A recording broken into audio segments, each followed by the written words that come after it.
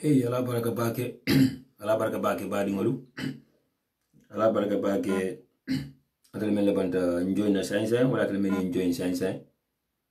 Bafla, thank you so much for joining.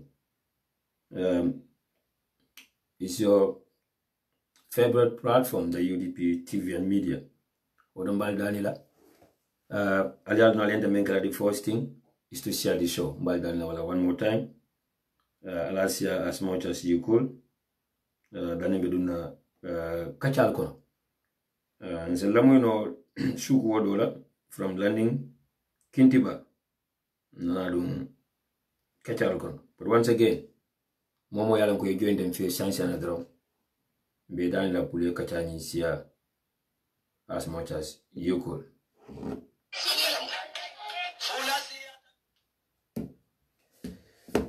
Allah baraka baka once again, Badimo. Thank you so much to each and every one of you for joining. Welcome na fali ngamendro. Mbal na le kachani siya. Dani medina kachal kono. Nse suku ofana lamoy damandi.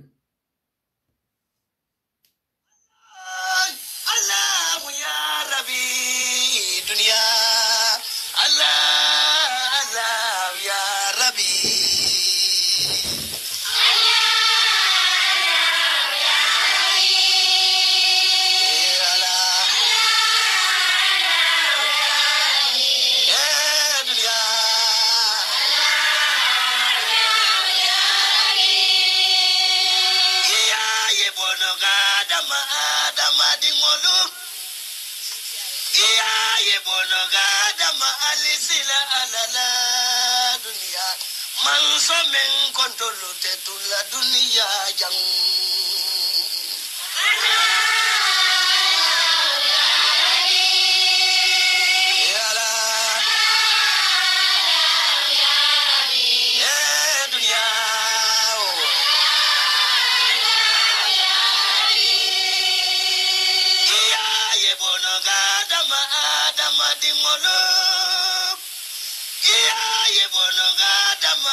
Sila alala dunia adama di ngolu saya wodung desarala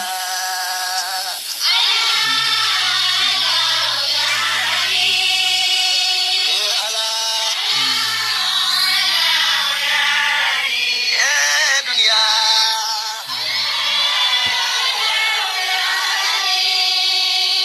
saya la kabading mafulolu talandi sayala kakido dundi korda kodo dunia sayala tajiro enelo le dunga dunia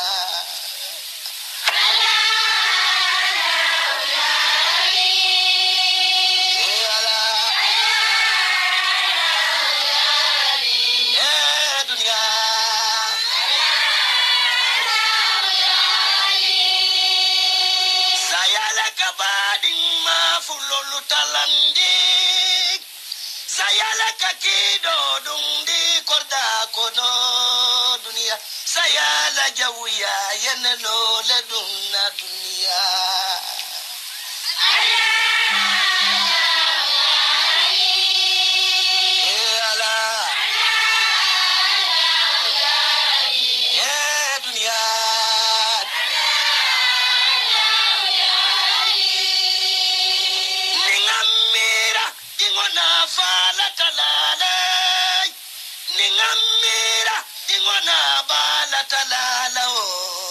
wala yenye nefango kasaya kuyange dunia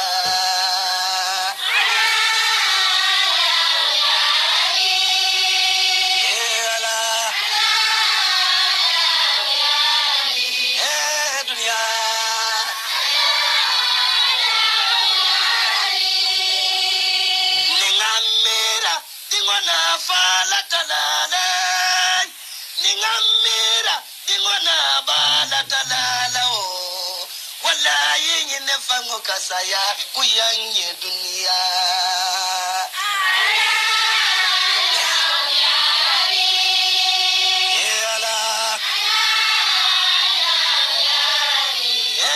dunia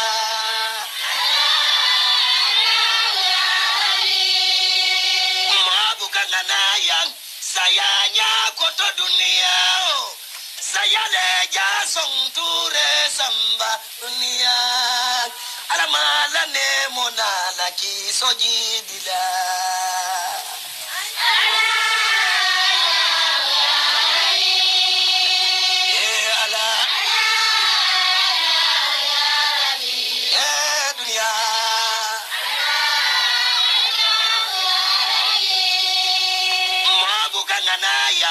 sayanya koto dunia ko sayaleja song ture samba dunia alamala ne monala kisoji dila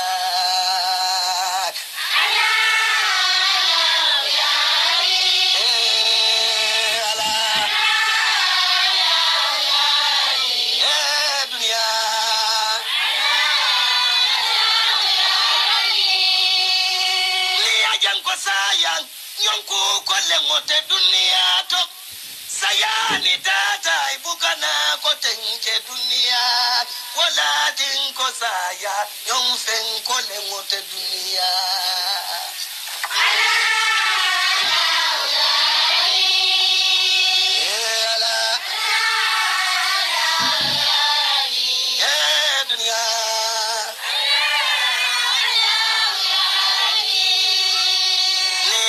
sayang nyonku kole ngote dunia to sayani tata ibukana kote nje dunia wala tinko saya nyonfenja ote dunia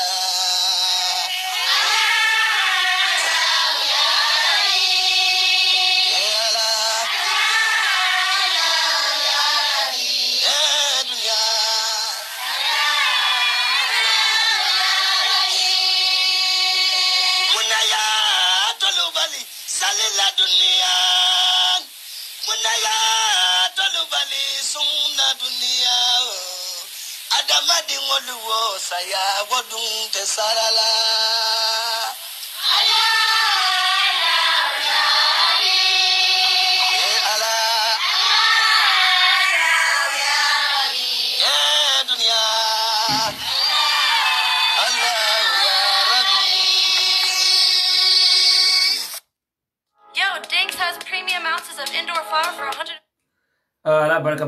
Allah baraka bake to each and every one of you. Atlmeni alonko atlebe mfejam. Ndalla somanda Seattle, Washington.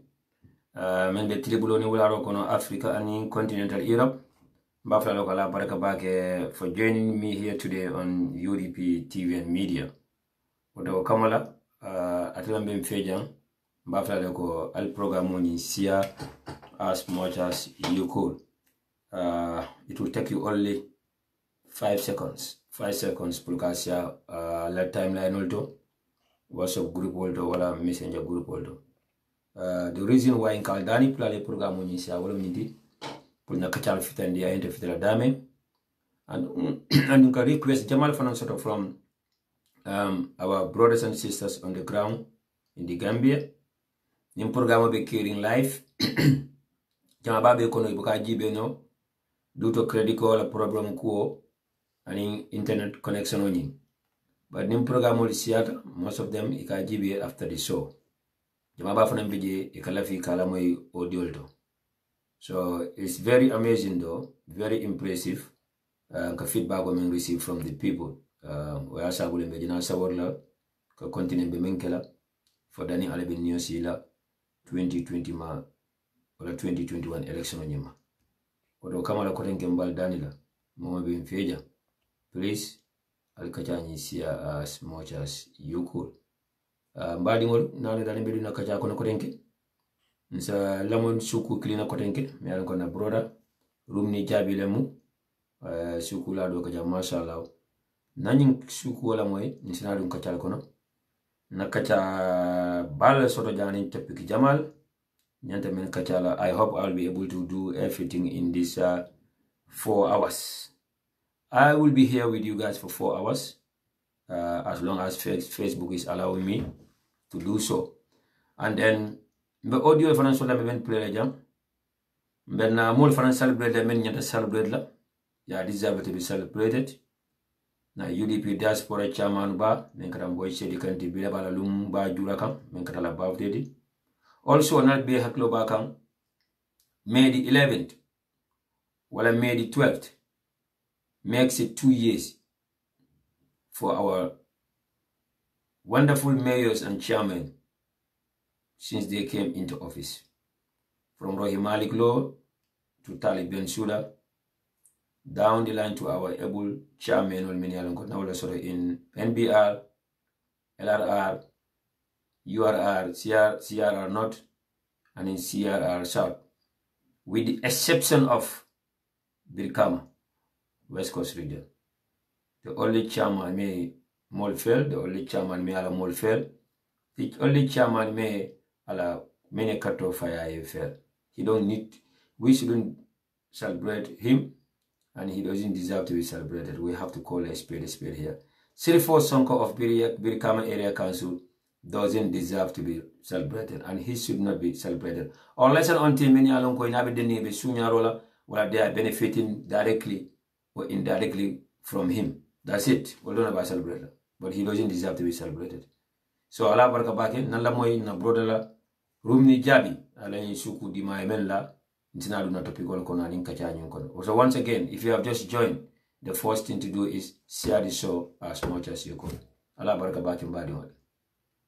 Dunia la bansita la mambela bankuna kansundia marla mimbonna ni santola wolion fele doye da kendulu mansiya munadum mukulod musdana la ziyada Allahumma ya rabbi salli ala muhammadi dunia men ko dindi manso batolela dunia mine dila mansola te bayila Allahumma ya rabbi salli ala muhammadi Gambiala musubanna linil chodila bidolla kabro bayda tumbo bedoluda Allahumma ya rabbi salli ala muhammadi alfa jamadun dadimba kono ima bara ikaunte la kordado muskandale kankata muna musufutu wala kamaika na vo Amerika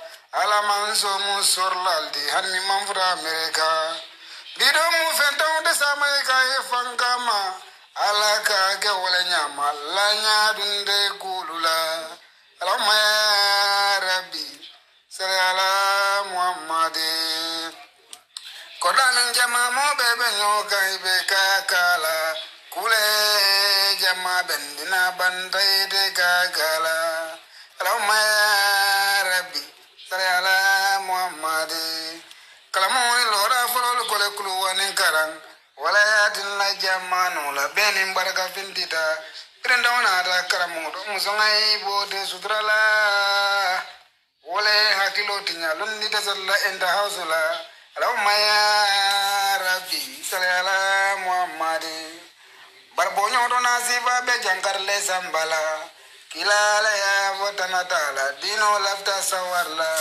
furbolo nasiban du dino do kujaude nila sarado luma fata ya marakolu milkana salwa dole kande kana besa kajafola kana vanto ke kafire ka haramuta ninna dalul be mimbala kana ma bendi saldula ni yadala solu min jode la kira wala be kontela Allahumma ya rabbi salli ala muhammadi ala gaye qur'ana ba jindin akiti ala fasikile kabla wala mujalim de kafiriya qur'ana ba goita jamane nasida ala minna dalum wala galonda ko bela Allahumma ya rabbi salli ala muhammadi tubabudu ngana likiti dala lenkala walla kiti ode banna kesole ganyame do vela yakiti o sambalun karo na fulitioli ngom sata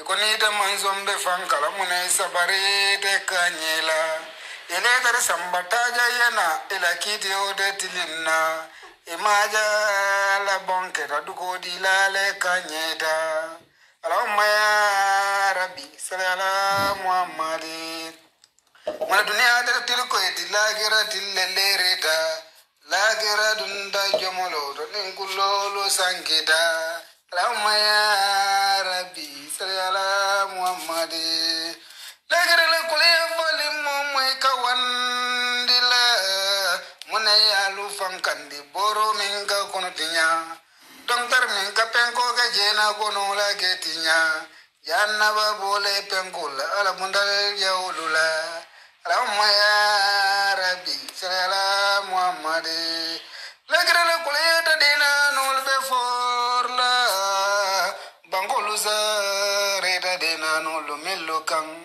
il faye kembuso to kama kona dinu besina ala wonde man fenke jena do malwa yende fa emil faye kembuso to kama kona dinu besina ne woli bebe kumbula ala manzo de amfala ala minga joro ke kasibunja de jannaba Allahumma ya rabbi salli ala muhammadi lumena na borda baba ka borra de unula na mange koleyati de una ba de talala lumena na borda baba ka borra de unula na mange koleyati de una ba de talala ale indi alla karfola na ta nyinantela alma vo alma kenna baba le entinya Allahumma ya rabbi salli ala muhammad ya ala baraka najere molbe na attention o kuma come to the headline.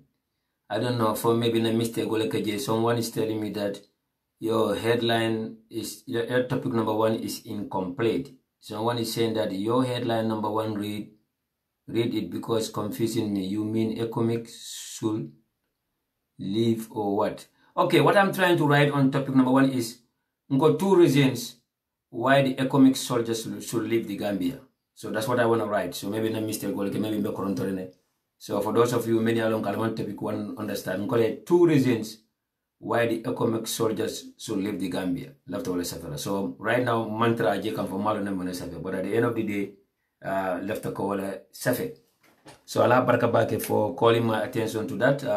Mfanga Dimala Moti Boy Sanyamba and him brother Sanka Jula.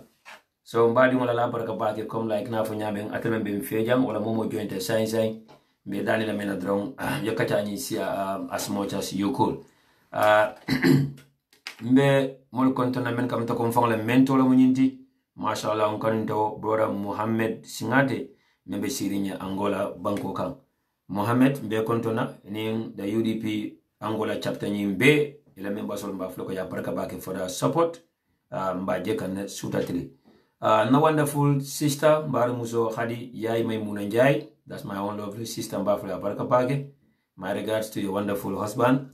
Mbemol Fanon Kontona, Menkamtako na brother, Ibrahima Sane, Nyancho, na sister Kendo Ami Sedi, and na brother Wiye Danso, and Menkamtako Mfamara Jiba, Mbafla ko Alabarka Bake. Mena wonderful wifey Kontona, Menkera Emi Dramedy, watching all the way from Texas. Ntoma sana job ani ntoma le minkum to sana yafa sana tarwale me beshirinya Ukraine ani mol minkum to sana tarwale ani sana njai mbafle be ko ya baraka bake for all the support. Once again dimma boy sanyamba baraka bake ani ndoma Sheikh Omar Baro mena keba fanon kontono jan Seni Mane. Thank you so much for all the prayers. Thank you for reaching out. And thank you for your concern, which I really appreciated, brother Seni Mane. Lamin Swiss, Mbafla Bargabake, brother Ibrahim Fadera, Nachankandu, Mashallah, Menketa ML Dabodi. That reminds me about all my Kiankas. Yes, Nyima Kambi, maybe Gambia, from Mamadou Sadam Sanyang, brother ML Jabinyol, and brother ML Fofanol, Binta Dansonyol, Mashallah, Nibuna Kiankoldi, Bafle Bego Baraka Bake. Benna wonderful sister sol be kontonna na Iron Lady sol men yalo kal katara mfejan suta tili men kam tako Kumba Jaimane again my wonderful regards to your husband and men come to Binta Jamme Musa Flandungol ba malamoti. That reminds me about Mariama Dabo from Flandungol ba malti Gambia and Banna Mbalo. Mbafla mol fane men come to Jenaba Jalo na far I don't let this all far to Silla Sise, Gas chapter Germany, Aminata Bakani, Gas Chapter Germany, Jabo Jang Afanabe Gas Chapter Germany, Anina Chairman Bala Muso Minkata Lori Sonko Chamti, Bafna Kontona. Ansu Dahaba also Gas Chapter Germany, and in Fala Uncle Nakeba Minkata Jere Kintedi also Gas Chapter Germany. Mbembari Mafana Kontona Minkata Keba Sunkum Barodi, the country coordinator Australia for Gas Chapter, Bafla Fanako Abaraka Bage. Brother Bakseka, thank you so much for the support. Brother Samboy Jare, Brother Kemo Jame, and in a wonderful sister who is watching all the way from either in the Gambia or Sweden. Kani Suso Sura. That reminds me about all my fans in Sweden. The unknown fans, Mbafuleko ya Barka Baki for the support. Kani Suso Sura, thank you so much for your time. Mati F. Sanya in Sweden.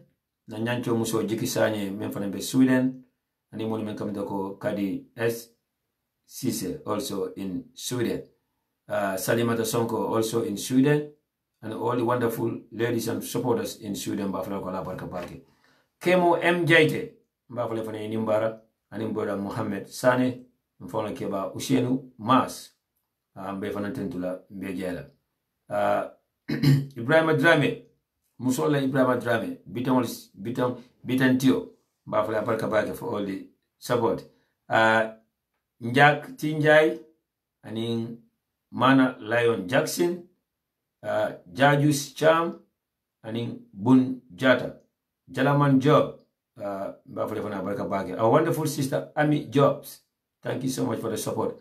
Now, representative in Dakar, also the president of the UDP Men's Corner, Menkata Alhaji SM Jabadit. Thank you so much, bro, for your dedication and commitment to nation building. Be attentive to one more time in the entire executive of the UDP Men's Corner. That reminds me also about the entire executive members of the UDP Ladies Corner and the UDP Women's Lodge. For their wonderful jobs. They make a compatible tola. Juf Nyokobai, Yai Hanima, thank you for your support. Also, Lamin Drame, Jaranko, Baflefana Barkabake, Brother Ibrahim Jabi, and in Menkamdako Alaji Jabi. Jarai Tambedu, Seattle, Washington, thank you for your time. And in Momo Yalon Kebenjibe gang YouTube and Unteja Mantrala Science, Mbafraleko, welcome and thank you for joining me on UDP TV and Media. Allah Barkabaka for the support. Just watching, those of you watching behind the scene on your desktops and the Mantra Jekam, Balfan Tentra Mbaljaida. So, Menfana Mantra Men Jekam on Facebook at this time, Mbafra Faneko Allah Barkabake for the support. Amanke Ninoti. Mamo moto kumanija mantare jeka na wale asabu. Na brother na comrade, Lamin Ture is also here with us. Lamin Ture, thank you so much, brother Amadou. Bari, Sambu Dabo of UDP Spain chapter. And that reminds me about Aisha Ainur. And I'm the chairman by Minkata Mbemba Jainti. Also the chairman by Mr. Bob Ture of UDP Finland chapter. And the entire SGT4. Na chairman Balmin Bebe na chapter solto across the globe, Bafule be Barka Baki, and na chapter sol fanamen be within the United States of America. Bebe tento na be yale dogu $10. Zagaria Kaira, and sister Adama Sar, King Solomon Drame, Thomas Numo Kante, brother Bless Kampawale, and brother Ibrahim Jawara, Bafula Beko ala Barka Baki, Haruna Sise. And brother Aji Sane. Aji Sane ko Kiang. Ako Kiang is the best. Chewai, in your dream. And in this 21st century. Now brother, Menkara Babu Jajuti, also watching from the United Kingdom. Bafla Barka Bage. Pa Ibu Kurbali. And in sister Aisa to Koli. And in sister Aisa Jata Dabo. Watching all the way from Bakau. And that reminds me about Hadin Jai of Bakau, Sibo Bayo of Bakau, Tuti Sar of Bakau, Maimuna Saju Sise, and Sibo Jankenyol Kata, Bimsi Browninyol, and all the foot soldiers on the ground there. Bafra Bukala Barka Bagi. Ndio ni sawa mo benyin platform mo jam right now be gibero yambal beto kumani clean. Kal kontum kal temtu kal jai for the support because I deserve it. But unfortunately, ental beto folano and mantra beji come for. But once again, more than GB confident from Bafleco, Allah Barakabaka. I salute you all. najala na wonderful sister menketa our debate of an enjoy dane ale haketu na content of an time moda madintale but I wajibu yata mala and I believe that this is something that I should do as far as my audience is concerned. So Allah barka bake Musa Bajo Jere Maro Lamin B Baro ani men kam ko Kausi Sila Abdul BK Tambajam ba fal be ko Allah barka bake assalamu alaikum badi wolu atel badi jibe lalu ani lamol lalu anatel men yalon ko atel men anyum programme jibe la later on. Mbali welcome la once again on UDP TV and Media. Bi Arami Salumba Meka Hotel Tani Nano 2020. Ndene mkoten kala brother sana Jarju membe nya masimoto wala muna brother di Kekendo. Mbe streaming ke kana live on Facebook at this moment and mbe YouTube fana. So wakoma lamba fraleko. Thank you so much for the support and welcome on board again. This is UDP TV and Media. One more time, Badimolu. If you have just joined, I'll share as much as you could. It's never too late to share the show. Brother Omar Sanya, Bedani Yasia, Sibo Bajo, once again, Bedani Yasia, and in George, you can also share the show. I can understand the fasting. Executive, so I don't know. I'll have to be for a jump. But that's George, our Doi brother. But sometimes he call himself as an independent or neutral person. Ndo mafla joint menkata farms gazamati and in found a nyanchu muso menkata Jiki Sanity watching all the way from Sweden. Thank you so much for the support, sister Jiki Sane. I love you. Lamin bi baro mafla fana baraka pake. Mbadi wolu. Nale na topic je na men sota lejam bi. Inshallah ni ala sonta. Topic number 1. Nko 2 reasons why the economic soldiers should leave the Gambia immediately, well, as soon as possible. 2 reasons. Dalili fula drong bella ne men be senari men yalongo waliya sabule economic soldiers all have overstayed their time and it is high time pour Gambia le wuli yenike campaign di ka foko economic soldiers all nyanda fente la banko kane immediately, as soon as possible. But I don't Gambeno level, come now for Yame. It is now or never. Yinan sama fana mbalo na for Gambeno ilafte fana laba. Fonka menkumbu aninka tu wosi we mena wato wad. We want the best for ourselves. Yinan sama mbalo na for Gambeno. Ikatu diamu kense wanda malama because sometimes you wonder. Nye Gambeno jibe ka memfo. Ani ina te kebarul jibe. Ani ina te la dealing sol jibe suta tri. Il tani na ikafula fonyi ni lafte fanna laba faka memfo ya minna ba bara bebe ko la nyina samalama 2020 manya na fitala 2021 ma saka mbita carte fawra mbedu na okata ko jana 2 reasons why the economic soldiers should leave the Gambia immediately and as soon as possible. Topic number 2, the mismanagement of COVID-19 funds. Amamo kumpa. Anabajina la fakane. Suta tiri. Baro mansa kunda yinatande mola kwa mbesu nyaro kila tribula ba. President baro nala mola yinatande mola kwa mbesu nyaro kila tribula ba. Mbal nyapinka na tribula ba ito kuno laje. Nal diamo na badada albedi dale. Hey, mansa kunda sometimes buka karte fayo bado. Because karte fayo every 5 years left. Nalo nakibaflo loko sana ko kudeta because niko manya na karte fayo bado na ibaflo loko kudeta. But there are so many options. Men manga kudeta ti e manga karte fayo ti pour ka mansa kunda jindi. Alna la moy ne hakilo la jam. There are so many options on the table for us pour ka mansa kunda jindi. Andum karto manya na faila wala kudeta ku manya na kala. That's the last thing that I will call in the Gambia, coup d'etat. That's the last thing I will call. And that's the last thing I will go for. But now, the psychopansol and hypocrisy will twist these words. But until we are good to go. The president could be impeached by the National Assembly. We could go onto the street and do our peaceful demonstration and exercise our constitutional right and demand for the resignation of the president. But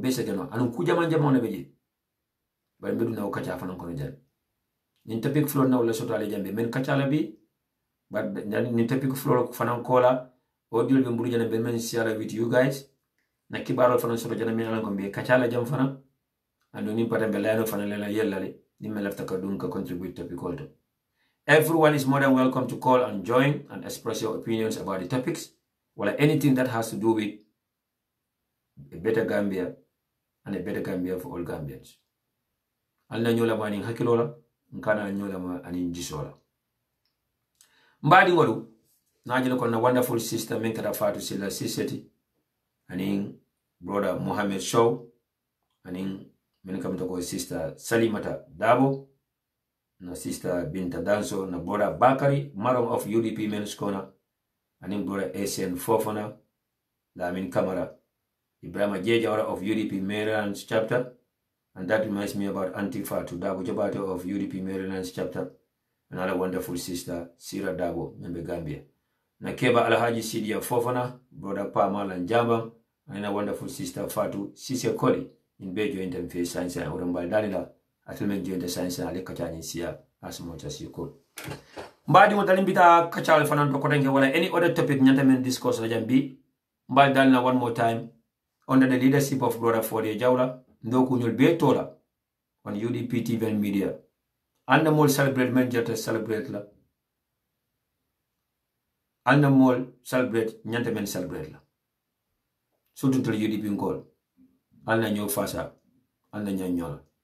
Odo kamala mbafala kali join on this platform today to wish UDP la diaspora chairman ba, UDP la jata ke ba, and UDP la fasa la ba. Menkata Mr. Mboj Sedikan. Mr. Mboj Sedikan bila bala birthday celebrate come or join us on this great platform, UDP TV&MEDIA, under the leadership of brother Fode Jawla, to wish this gentleman a wonderful birthday. Mr. Mboj Sedikan, if you are with us, Medwale Sima ya bala, jate kende ya aning harje frimba. Ba fule alma ale bulela dimbali nyato yesi yibe tino domo. Yekelo menke from 1996 up to date. Alma alaya la kelo baraka ma bati yemen kelo awle dal kelo kadal menka I will be timmandinye menka taka Gambia liberate from dictatorship can make sure that ko injustice stop can make sure that ko tapale stop na banko gam alma ale wo dual be jabi. Yes, today we are all over celebrating Boy Shedikan. Now the NPP call, Baro Youth Movement, Baro Fans Club, UDP call them Boy Shedikan celebrate ka, or Boy Shedikan mu UDP call it. They will go to the president and report Boy Shedikan because UDP call Mari. Because their problem right now is anybody who is a UDPN or a sympathizer to UDP. Yes, Boy Shedikan is a UDPN, 1000% UDPN. Mota abona no UDP kono and mota UDP won't na kono. But they could use that against him because of a caring Baro Mansa conductor. And be nyaye, let's see. Time will tell. But once again, happy birthday to you, brother Mboju Sedikan. Simaya ba jade kende aning harje frimba. Okola fanang alin join on this platform to celebrate our great mayors and chairmen. Najilo ko kabo kunu na kanabi wale yake sanji fulati when they came into office as mayors and chairmen. Kadadi Rohi Malik Lola aka Burbanjun kata Taliban Sudala Dindi Mansa, Landing Bisano of LRR, Fode Danjo of URR, Ibrahima Janko Sano of Janjambure, and the GDC candidate member Kuntawur, Nkanyata Tolale, Alehaketuala, and Landing Bibojang of NBR. Nimu multi-many alanko nyante ke celebrate, Nimu multi-many alanko ya deserve to be celebrated, and Nina multi-many ma regret for voting them into office as our mayors, mayoress, chairmen. Let's celebrate them and let's congratulate them for a job well done. Nina dungo office okono sanji flada malen. Wallahi nini be clean na nemen fojante. They are doing far better than the president, the commander-in-chief. Ila sama do fon fisada president. Iba menke kam president ma a quarter fonke. Nyin mu molti men ko nyin kilin na nado ko nyin katano na president no be kuma do la fola bi. With the exception of Sirifo Sonko of Birkama Area Council, Nada. He doesn't deserve to be celebrated.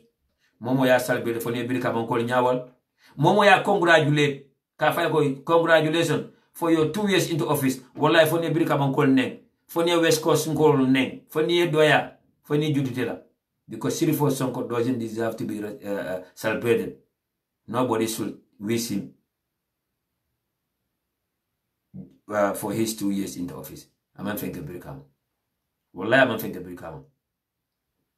So once again, congratulations to Rohi Malik Law, the first female mayor in the history of our country, aka Burbanjul. Congratulations to Talib Bensouda, the mayor of Kanifing municipality. And congratulations to the chairman, Masa Konkong Area Council, Menkala Landing B. Sanity. Also, congratulations to Landmin B. Bojang, the chairman of Kerawan Area Council. Congratulations to Fodi Danjo, the chairman of Basse Area Council. And congratulations to Ibrahima Janko Sane, the chairman of Janjambure Area Council. And also, congratulations to the Honorable Chairman of Kuntaur Area Council, Bafle Kuala Barkabake, for a job well done. We are so proud of you guys. We know there's a lot to be done, and we know that you guys have a long way to go. Another 2 years is left.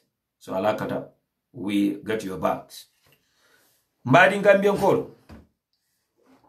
One more time, that in another topic called to Kotenke. Mbala Hakilo Bulandi, one more time, come from Hakilo Bulandi. Kal Dani come from Dani. And in Kal Yamal come from Yamal. So to that body you deep in call. Minkatana Kambion la quote. Kambion unity is the only way forward for us as a party. Kambion unity is the only way that we will be able to achieve our aims and objectives. And on the aims and objectives, Namala UDP could be a woman wati. Walenka UDP Mosakunda Londi. Walenka Ba Useno elect as president in 2021, inshallah. Almambia Kalamda Kono Mokana making kono. But at the end of the day, it is the only way forward, Kambion and a unity. Momo man lanina, you are fooling yourself. Momo man lanina, you are wasting your time. Momo Yamra, this is not the reality. You better stay out of politics. Kambion, unity is the only way forward for us as a party, for us as militants of the United Democratic Party. Na waro, na mightiness, na majority will be useless.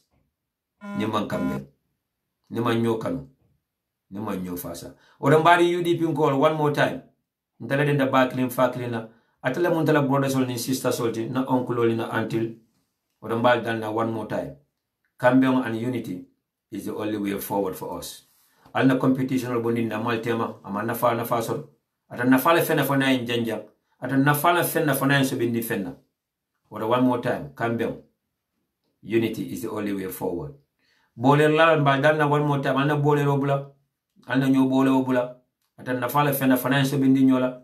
Ata nafala fena fana in divide. And the more we are divided, the more we'll be losing. But the more we are united, inshallah, the better for us. Hey, mbadi Gambian call. Nyin competition on bebe caring. Wala nyi nyobole on bebe caring. Ne UDP mansa kunda boita. Alman tankalala. Ntele babe nyobe kuyala. Ntele babe bita into coma. Every one of us will go into hiding. Facebook be boring nale. WhatsApp be boring nale. Ntemo jela. Bekala nyo nyinal fanta nyojela. But if we win, and if we continue to win as we are doing, wala ntele be fintele be gonna ka celebrate. Facebook will be painted yellow. The entire social media will be painted yellow. The entire country will be painted yellow. What time is now cool so no. Nyajimba nyobolela. Abekala nyasotol tiworo. Or once again, Mbaldala Kodenga one more time. Nteman kafantama important. Yes, dol be like la, dol like la. But at the end of the day, kuma kawanka fintinda kono drongol important ja. Kambion unity na maltema. Mboda no kala jam Kodenge. Anamenga kuti fana. Alnake ba osonela kuoka. Alnake ajiyam sekala kuoka. Nko alnake na founding fathers la kuoka. Ke messenger menyol. Amadou Kora nyol. Men father solo sande nyol. Solo kuruma nyol. Singul nyasi nyol. Femi Peters nyol. Lamin maro nyol. Lamin manja nyol la kuol kal naka woka. Mbadi Gambian kol men budia de be laring. E man kendea. Be balwoni sa tema suka da habana bonyol. Alnaka wala kuoka. Anaman kukuti. So once again, UDP call. Nsa nyimfo na damale. Nsa hani kanyi fata damale. Comme sur la kafonyame. Sa domi direct mo la muna wana sa jeme nyesa una. Oto atal bari UDP call ndisa atal damal dalino. Anisa damal yamal no fana. Kambem. Unity is the only way forward. So once again ala barka bake. Nyin kambem ni unity nyaja important and damal tema. Al kore suro kedro. From 2016 up to date. From 2016 up to date. How many activists do we have? How many people do we have on this social media calling themselves activists? But I like you ke fanku mani activists la. I can pick and choose menke when it comes to issues. Hey, let everyone be proud of who you are. If you are a Mandinka, be proud of being a Mandinka, but respect others and be tolerant to others. If you are a Fula, be proud of being a Fula. If you are a Wolof, be proud of being a Wolof. If you are a Manjago, Jola, Sarahule, Serel, be proud of who you are. But it's a must to be tolerant to others too. If you are a Mandinka, be tolerant to Wolofs and Fulas and Jolas. If you are a Fula, be tolerant to Mandinkas, Jolas and others. Alla nyo bunya, alla nyanyola. But men ka foko mo active resort ala jibe. You can men support. They pick and choose. Ngo na so-called active resort, some of them are doctors. Some of them are professors. But ala jibe be kan menke. Hey, mulki Dakar men and bolo fola. We will keep on hitting the nail on the head. 99.9% of these so-called activists on social media. Alnyine jele ba ye pamodu boja na sosiaba. Ngo alnyine jele ba ye fatu ker fatu la sosiaba. Alnyine jele ba ye femfo about pamodu bojamba. But if Halifa Saleh is right now having a press conference, they will be sharing it right now. If Dr. Ismail Sisi of Citizen Alliance is having a press conference, they will be sharing it and they will be commenting on it. Right now, they are all over Mohammed Manjang. In fact, some of them are calling Mohammed Manjang Fans Club. Some of them are trying to tell Mohammed Manjang that you could go for a presidential election or you could go and run as an independent candidate.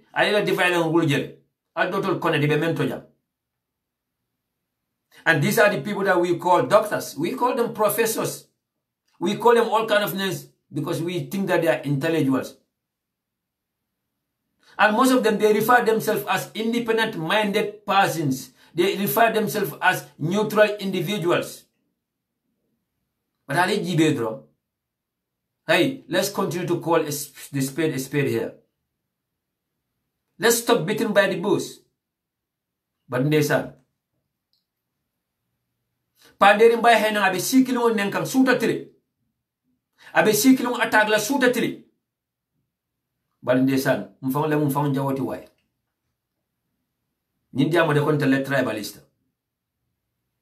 Nintel Diamut and Telem tribalisolti. Nina Fem condemn me alonko is attacking my tribe or is attacking my people. I'm tribalist.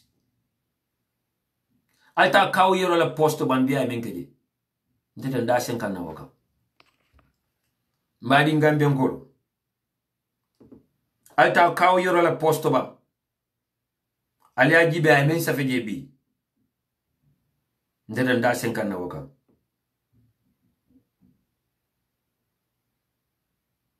Kaw yoro la post. Amamabo.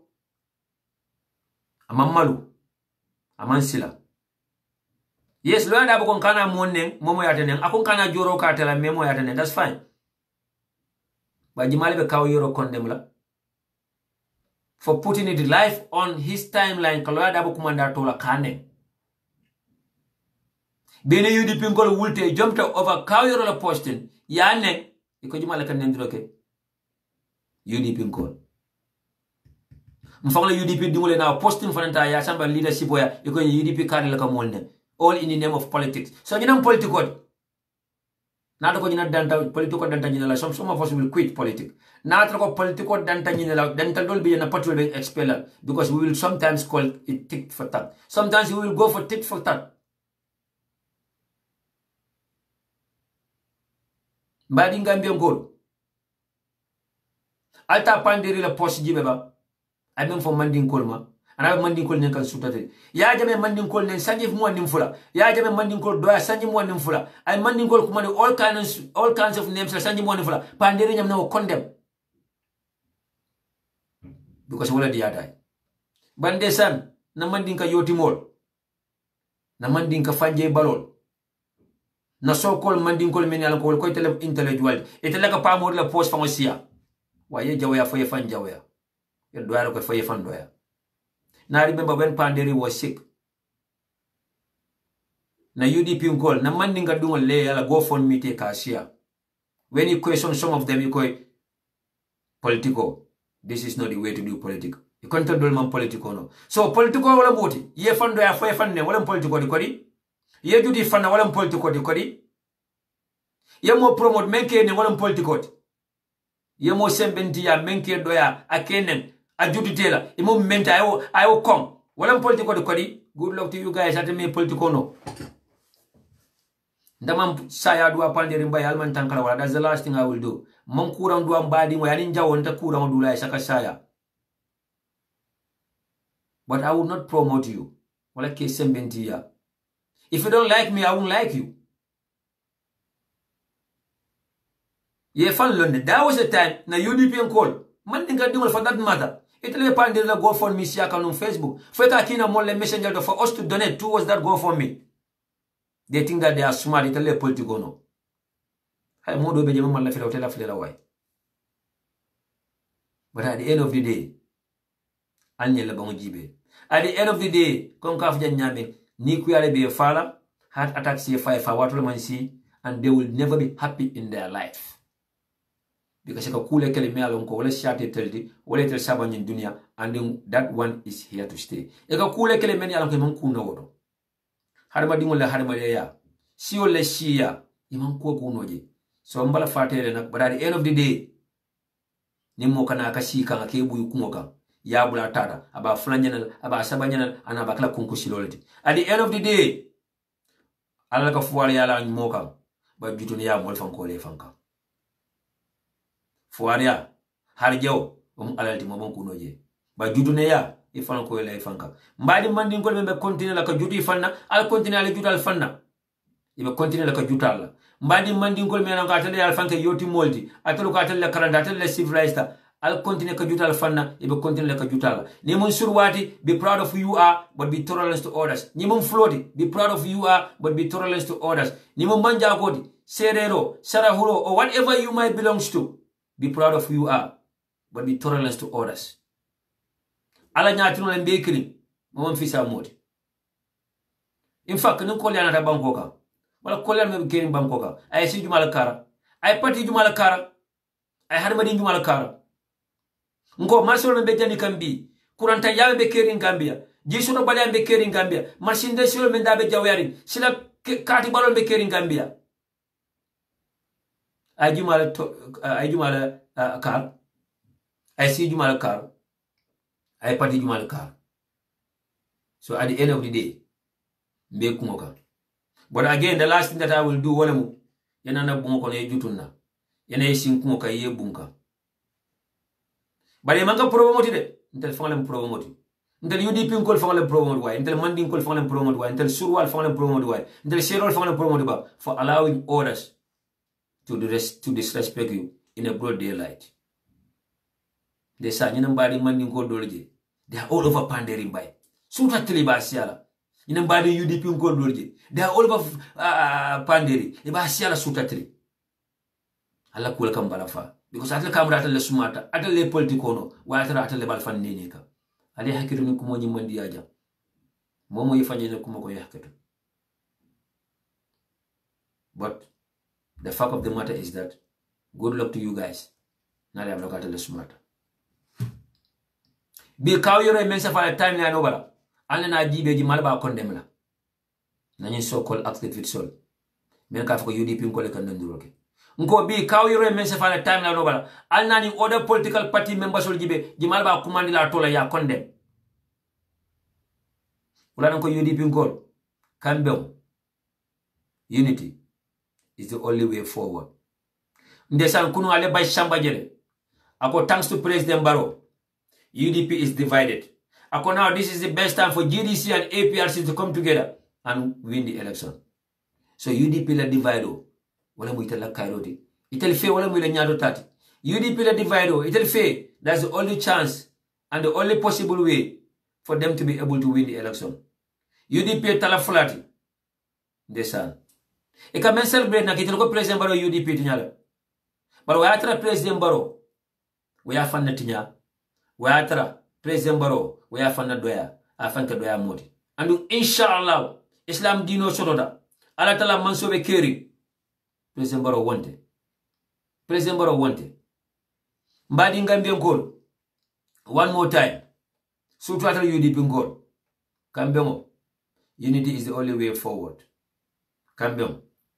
Unity is the only way forward. While nani competition o boninda mal tema why. Karlen president de group kari, Karlen chairman de group chapter kari connected chairman kari la, nde sutu atra to the corridor of powers la, nde the leadership ka nyomo while nani boninda mal tema why. Nyobolo al nabula why intelem diplomati, intelem professional ta, kari sangratali, kari ka molnene, kari ka belefo, kari ka kumofla fo wato mansi, anu boninda mal tema why.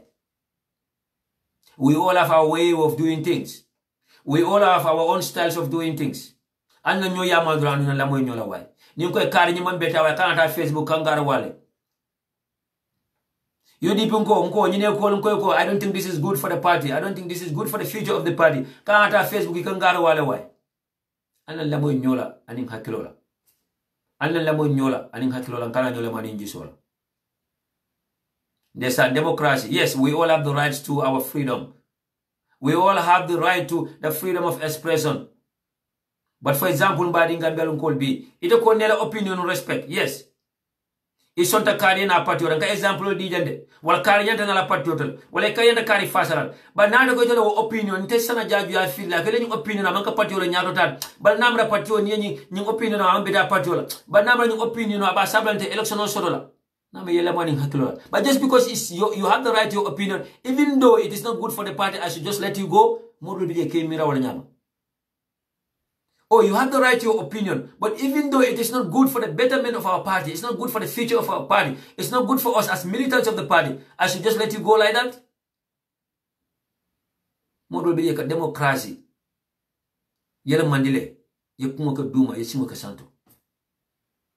Democracy doesn't mean that whatever you think is right. Democracy doesn't mean that because you have the right to your opinion, then your opinion is always right. Even the leadership can mistake worker. Even the leader can mistake worker. So to enter the new one. So to enter militant soul. Allah nyo lamani hakilola why. Competition al na fayjana. There's no time for that. It's getting too much now. It's getting too much. Nyo bolero, there's no time for that. It's getting too much. This so-called activists only mantara dulado. It is no dulado. Because ye fanna wara, they are so proud. Some of them are arrogant. Some of them think that it's either their way or no one's way. Some of them think that they are the most smartest, they are the most intelligent ones, and with a current. Some of them think that the Gambia belongs to them. This is why they will continue to be neutral. They will continue to call themselves independent-minded person. They will never belong to any group or any political party or any association. But they can make pick and choose. Pick and choose. Panderi ko Mohamed Manja mo manding kolti. Ay Mohamed Manja ka UDP kolti. In fact, ako amalla ko Mohamed Manja minata la platform do for interview. Ako Mohamed Manja is jumping from one UDP platform to another UDP platform. But at the same time, ala friends in the DSS, what they are calling for the creation of Mohamed Manja Fans Club. They are trying to encourage Mohamed Manja to go for to go and run as a presidential candidate. So, Ken Fatu is a UDP platform there. Oh, Fatu Network is now a UDP platform. Pamodu Bojang is a UDP platform. Can platform self-support? Mohamed Manja tara interview la wolto. Ndele UDP platform le melon so far. Mohamed Manja manna wolto. Amana UDP TV&MEDIA. Amanta UDP online bantaba. Amanta UDP Kibaro Network. In fact, UDP TV and media, until man try ka fa ma atem fa pour que Mohamed Manyan invite na ni platform ka. I interview men that's more than enough. Namra gambeno le Mohamed Manyan na kumo mo. I mean, mina for UDP TV and media, them for the Korenke. We are not going for rating. Until Mafuka in Napoli na 1,000 views or na 200 views or no. I mean for your platform sabol kanamra gambeno le amwe. It's more than enough. Mafat na your platform okan. But until ma atem for and we didn't reach out to him. Ale na fika yarjel. They're calling for Esa Fall to go for an election. Because Esa Fall is a famous side. Or because of TRC, Esa Fall is famous. So they want him to go for an election. No information based on that. Nina ma isa foko Esa Fall be nyindo ko wala fele ba ataka.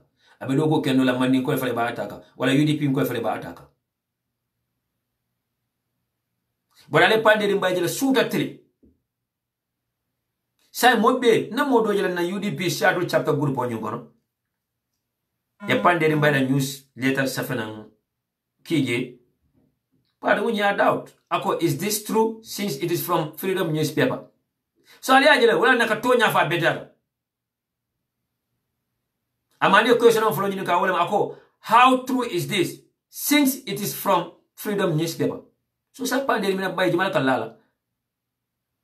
But pandering ben nyaje ndem kona time we shika come back because unko na to ko man ka ya ko lekere abe fala la fawato to sila na to ko man ko la tano molete wala sa fawa fawato to sila wala sa high blood pressure wala ate happila fada na be fala because aka men kala wo is here to stay wala siata tedi wala siata tele generation of bed but men nyanta condemn la wala ma condemn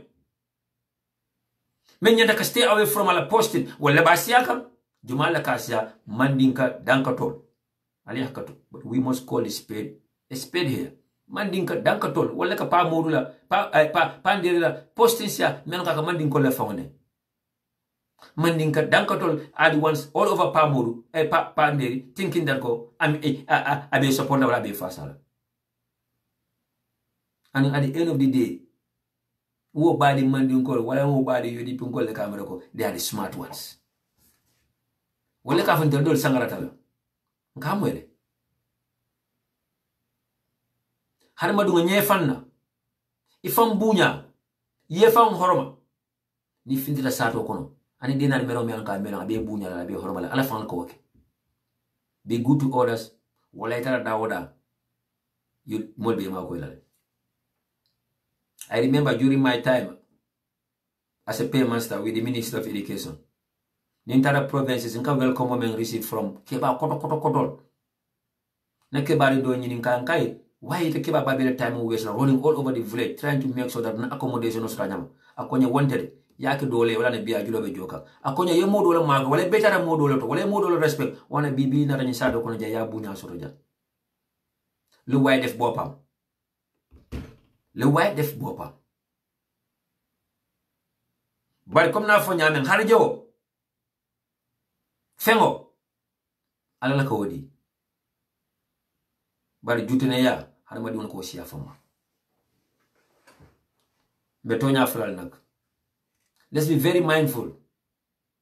Let's be very mindful. So at the end of the day, mbadi UDP Nkolu Kambong and unity is the only way forward. But dana one more time. And the competition on the Kerala way. And then you ball it all blood in a way. And Kanafako is either my way or no one's way. Inta da male inta nyato nkori inta da mal kawnya ndalola inta enta sutu yala Bob Tudela because Bob mun chairman odi inta enta sutu yala ma fodela because ma fodela mun chairman odi inta enta sutu yala Lamin Konada because Lamin Konada mun chairman odi inta enta sutu yala Boy Sherika inta enta sutu yala Loya Dabola inta enta sutu yala Amadu Shalala inta enta sutu yala Ajimia Sekala na UDP Nkolu Jamila ko they think that it's all about that, or being a militant of the United Democratic Party is all about that.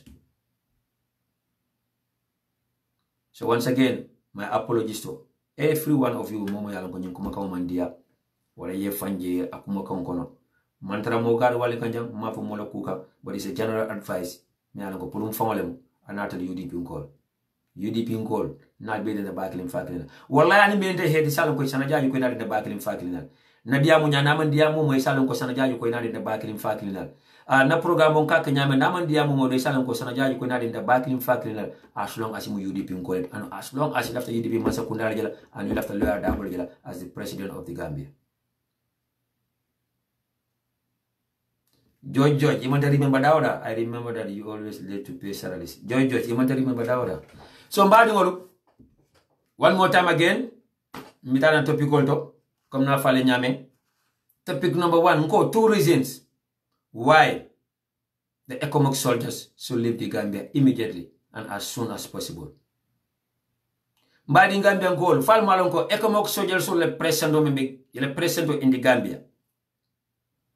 Wale asabu adama baro ya mura ko abe tribula sunyaro kelale abe tribula taple ya kelale kuto nola je because ekomo sojero lebe Gambia adama baro ya mura ko asela ganawa mbandam men diata yake abe na kodo taple yala ata do ko kala intan menkela abe kodo tala Gambia tola abe bunjamo lola men data bakala because economic soldiers lebe Gambia ba protect la motamal and because of economic soldiers le present in the Gambia Adama Barrow will mortgage the Gambia to Senegal aka Macky Sall no manyin damal Adama Barrow ka Macky Sall do manyin damal and abe Macky Sall worship lale as his godfather because Macky Sall be tarlani ECOWAS tema Macky Sall ba mako la pour ECOWAS etra Gambia ina mo reason number 1. Reason number 2, as long as economic soldiers continue to stay in the Gambia armed forces tela bunya sodala itela nyanto sodala Adama Barrow me muta fendi ate mutala fendi yemen disavita sodala from the government. As long as the economic soldiers continue to stay in the Gambia, even a Gambian soldier disrespect lale, ibe kele command lale ke cohesion, ibe kele disarm lale, ibe kele disrespect lale in the public. Nko as long as the economic soldiers continue to stay in the Gambia, Adama Barrow Yamra, he is safe. And Adama Barrow, as long as he is concerned, as long as his inner circle is concerned, the economic soldiers will never leave the Gambia. It better like it forever. Adama Barrow Yamra, economic soldier on Membeji, Oba Sable, any election of him about Sunyanale. Because Adama Barrow ni alatala manso tema alone, ala inner circle molunko, Damalaka Kachari, Damalaka Kulo Dino, like a new record. Yalno ko ite election of winner no Gambia. There's nothing that Adama Barrow have done in the Gambia. Member Sabla Gambia no yenda kato final. But a ko election ba sunya nale. Ya james we. Alfanyi no de 1996. Kada for 2011. UDP like election win in the Gambia. But ya jamaka meneke ka sunya by force. Ka taple by force. It's the same thing. Adama Barrow believe tanyela and ya believe in nyela. You cannot win the election, nana tela performance la. You cannot win the election, nana te ele mol Kenya la. But then you know fire ko. Ya james we because ECOWAS soldier bien. This is why ako ya james sombo soro nyana tele sombo soro ya jamet. Badi Gambian ko. ECOWAS soldier role. Ye mandate le soro Gambia. Anu mission inata wala Gambia. And in that mission of Gambia one more kumpa. And the mission was accomplished. Or the mission has been accomplished. Ela mandate to expire more than 5 different times. More than 5 different times. But anytime ela mandate to expire, Adama Barrow will go for the renewal of their mandate. Adama Barrow will ask for them to stay. For your information, according to our sources, New soldier Kemelebe Gambia B may economic soldier represent Tansewe Senegal forces already. Tansewe BM Senegal forces already. 80% of the economic soldiers in the Gambia are Senegalese soldiers. So Senegal dominated, or Senegal having the advantage of dominating the economic forces in the Gambia, where Sabole say President Barrow Macky Sall used as a seal. Ake Macky Sall use na lafta ECOWAS yala mandate on extend. And because of Macky Sall is there for him for that, Macky Sall is also asking for favor in return. What I mean to go, our country will be mortgaged to Senegal. What I mean to go, Senegal after mena Gambia, but so that Mendia de Bulkala Gambia. What I mean to go, Senegal security forces will continue to cross our border. Ka Gambia will arrest, ke samba Senegal ke techo, wala ke jail, wala Mendia de Yakelaje. What I mean to go, Senegal. Kurao na diate ba falo Gambele na diate ya mala.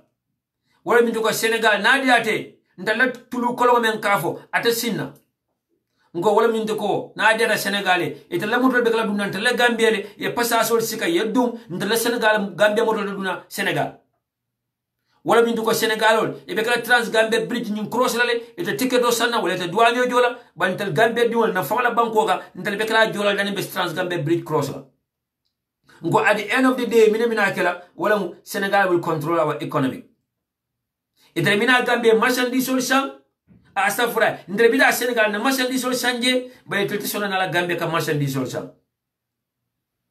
at the end of the day bela marchandise sol sana la man bodo le sukur bodo me alo ga dadi ata Gambie iko ba sambale Sénégal ite sona ya sambaje bi ko ba fulele ko mano bi jele sukuro bi jele yenta Sénégal badi Gambie encore because of economic soldiers are present in the Gambia. Adama Barrow have already mortgaged the Gambia to Senegal. Adama Barrow have already shared our intelligence information with Senegal. And because of ECOWAS soldiers also pressure in the Gambia, and because ECOWAS soldiers also are dominated by the Senegalese forces, they are spying onto us. Na intelligence information bebe bulokono, na border crisscrossing men ka find abe bulokono. They have surveillance cameras in the sky all over the country. Malong. Andum, ele investor Minakan na Gambia. Ebe contractual winka. Na Gambia investor. Na Gambia contractual. Na Gambia businessman. Equal bali. Nin contractual sort from the government. But ibadi kan Senegal dimola. Because of the presence of the economic soldiers in the Gambia. Adama Barrow nyine mutako sign. Abe sunyalo kala by force. Moto kuno laje. Adama Barrow benga kodo tapale ya tribula bakono. Moto kuno laje. Adama Barrow be mol nakarela. Abe taxpayers ol nakarela. Abe mol bayla mendia taye. Moto kuno laje. Abe bayla because you UDP the support. Abe bayla because you are a sympathizer to an opposition body. Abe bayla paski si kare le moiti. Moto kuno laje. Because ako economic soldiers are safe and all a force family. Ani Gambia soldier wulta kude kala no. Ani Gambia police wulta kude kala no. Mbadi Gambia Nkolo. Because of the presence of the economic soldiers in the Gambia, Adama Barrow have underrated the Gambia armed forces. And the Gambia armed forces will continue to be marginalized by his administration as long as the economic soldiers continue to stay in the Gambia. Na soldier bundal, ita protection of soldiers sulata mena, ita allowance of soldiers sulata mena, ninkoda bod na international community to pulkadi na soldier roll, abadila Senegal soldier roll. Bill COVID-19 nada, coronavirus pandemic nada. Adama Barrow concentrated on the Senegalese forces and the economic forces first. Wale joran sono yante men sodola. Ya maxo di wala forola. Ya sanitization di wala forola. Ya global di wala forola. Ya protection di wala forola. Then even a Gambia soldier will consider na Gambia police force and in the PIU units. Nko bi moto nyimal Senegal soldier will carbon di Gambia than Gambia soldier will. Nko State House is controlled by the Senegalese forces. The commander of the Senegal forces in the Gambia, akana army commander command, will have to make la bakela. Be Gambia armed forces, ila soldier ka salute Senegal ole soldier ole. The commander of the Gambia armed forces, Yankuba Drame, another deputy, Mamad Cham, ika salute Senegal army commander in State House. Senegal ole soldier in the State House, ikana soldier ole take interrogate, ni malam menna. Ike arrest, ike disarm. And they request for the transfer of Gambian soldiers from one position to another. Because of the economic soldiers on the present in the Gambia, Senegal citizens have been awarded our national ID cards free of charge. Now passport, it costs free of charge. Because of the presence of the economic soldiers in the Gambia, President Barrow had the guts and the audacity to reject the Faraba Bantam incident report. Because of the presence of the economic soldiers in the Gambia, President Barrow have abandoned the report of the Janneh Commission, Afara Afai. And because of the presence of the economic soldiers in the Gambia, President Barrow will continue to deny and ignore reports from our various commissions. TRRC is next. Embadi Gambian Kolnyano Alida hat TRRC Jibola Wai, Nalkalkana hat attacks. Mbadi Gambian Kolnyano Alida hat TRRC Jibola, Nako, Alkana Nikuya should open Nikuya, because we'll find a report on after the President Barrow about Farla about Fina. Yante men mutala, ite mutala. Yante men kijindila, ite kijindila. Men yanta sorona, ite sorona. Men yanta compensate la, it will compensate la. mbadi Gambia ngol. Gambia is the saddest nation on planet Earth. And kabi Gambia no ko itelo nyawonde. Gambia no ko ite fam ma ko la. Gambia no ko balata fale fay. Mbadi Gambia ngol. As we are speaking right now. As we are speaking right now. Nimbeta follow no. Nimbeta follow no. As we are speaking right now, Senegal soldier be Gambia sato kono.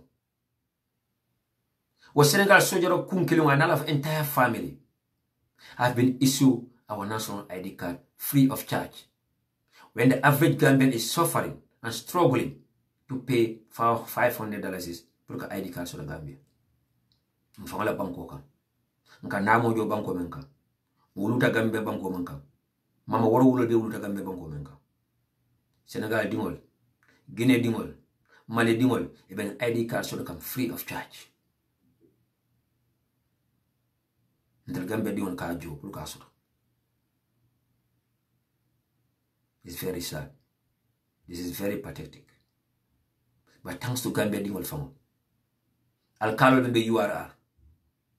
Immigration official toment kebe force kam pour ka ID card Guinea kolla. Yana West Coast region. Na alkalo ni CFO dole beje. Ebe luntam ma ko kam pour les ID card so. In the name of what? President Barrow Fans Club. Badi Gambia ngolo. Na kuwe bala fasi why. Na maneke.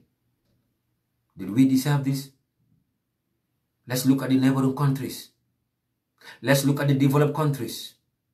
Gambia should not be even considered a developing country. Because Gambia is not a developing country. We are not being developed and we are not developing. From 1965 up to date, Medame Mbolo. Mboka mtanya na banka muru komale.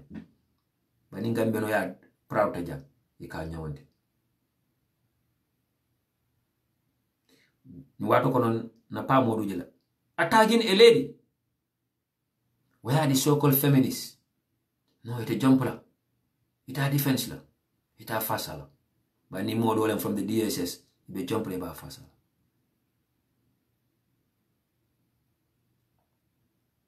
Badi Gambia call. Yes, Binta Sise. The ID card in the Gambia end up costing more than $800. You're $450 for it. But ni pata nyinda. You left us like Taria. It will end up costing you around $800. Badi Gambia call. Senegal dunga ka menka Gambia bi idea. Gambia dunga nyama mayo ke Senegal sato kono. Badi Gambia call. Senegal dunga droit men so Gambia sato kono bi. Gambia dunga mo so Senegal sato kono. Ibe yetela residential permit renewal. Etela residential permit jola and mota hanye kanina sai. There's an announcement on dojele. In a press conference from the Senegalese High Commissioner in the Gambia, according to Senegalese citizens in the Gambia, around 7,000 of them, and I said about it, but Yemen saw in record, about 7,000 of them, each of them will be given more than $2,000. Each of them will be given more than $2,000 in support of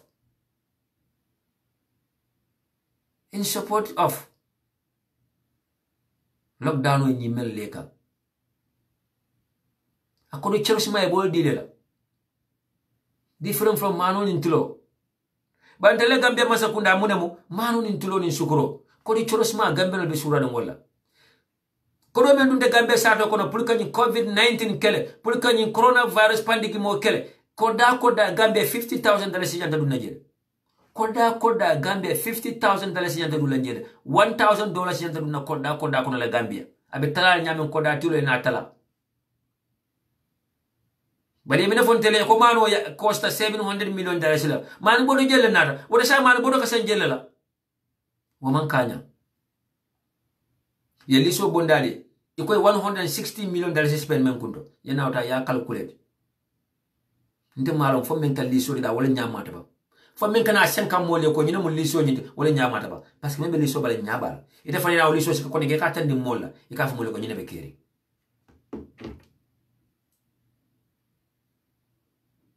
but at the end of the day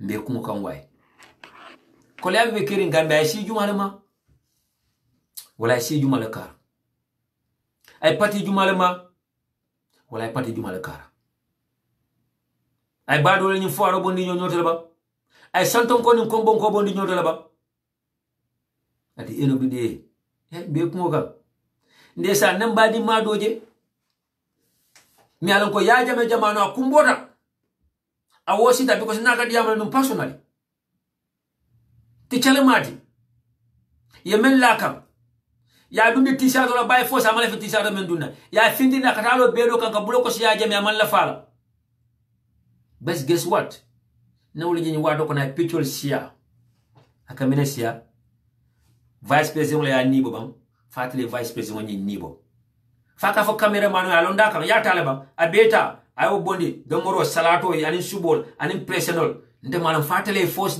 vice president nibo bam fo vice president ati nibo afi atara aljana la jitana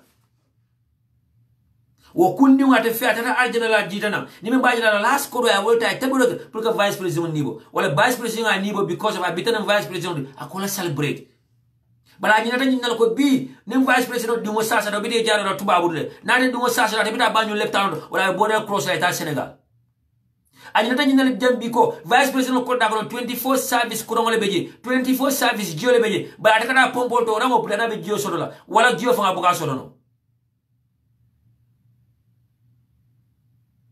bi wo be celebrate kan because vice president ya niebo faka social media do faka sia wa support because of maybe vice president my body multi. So right now I think he's okay because vice president my body multi. Gambia maybe kirin jaman kaya.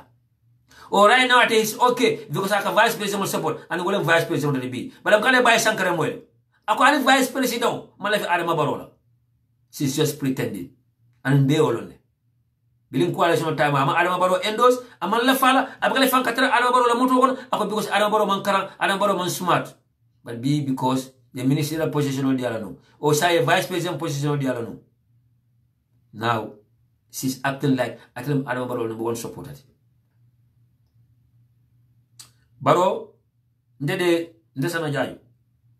Na personal belief from it. I might be wrong. But I have no doubt. Ko ibulo latakan ani pareta balale. Ibulo latakan ne ani pareta balale. Foya diala la domaba. Foya diala la animba. Foya dara moro le ya mutaba. Foya dara jino le ya ba ya muta alma ala yamfani. Baro e pareta balale. Ayana time ni male pareta baro balaba. Bili soksita ye baro ni dabo fatandi nyobala. Bili soksita dunta dabo ni baro tema. Bili soksita ye baro convince fire dabo bay. Wotangole pareta bala. And baro will never recover from that again. Fani ala yamfatai. Abe dibo men kona abondeje. Baro will never recover from them. Wala dani baro entre baro na play recover. Wala fa baro yenta recover lele. Fama ni na recover la. Ndele wuli na own destiny control as Gambians. Ndele wuli na own destiny control as Gambians before it is too late. Mbadi Gambian ngolo. Ile audio lecture jan yeje jan ntama afada alfama leje. Iko bugu ni Adama Baro. Support ko te bingo musa support. Wa ñu nekk ci Adama Baro mo gën UDP masa kunda ina. Mane gaay ñu support Adama Baro mo gën ñu am Ousainou Darboe as the president. Mane iko ye Adama Baro fasa wala fisade na UDP solo. Mina sabu yofo because Lawyer Darboe is the only person, the only individual who can clear and clean the Gambia. Adamasna Gambia rakrino. Adamasna I will kiti ni men nyanta kiti la I reform ke men nyanta kela I will ka place of the men yalan ko wala deserve to be in the place. Wala sabu they will hate him and they will continue to hate him. UDP Masakunda is the only one man ko nanata ni non se be kedi tatal. Yesu nyaroke ina place so ko regi. Ye mofa ina trata makam freely. Yena kodo sunya yena free again. UDP Masakunda is the only government. Lawyer Darboe as our leader will never tolerate such nonsense. This is why they don't like him. They will continue to hate him and they will never like him. But Gambian call, the majority, all scenario you control. Let's control our own destiny.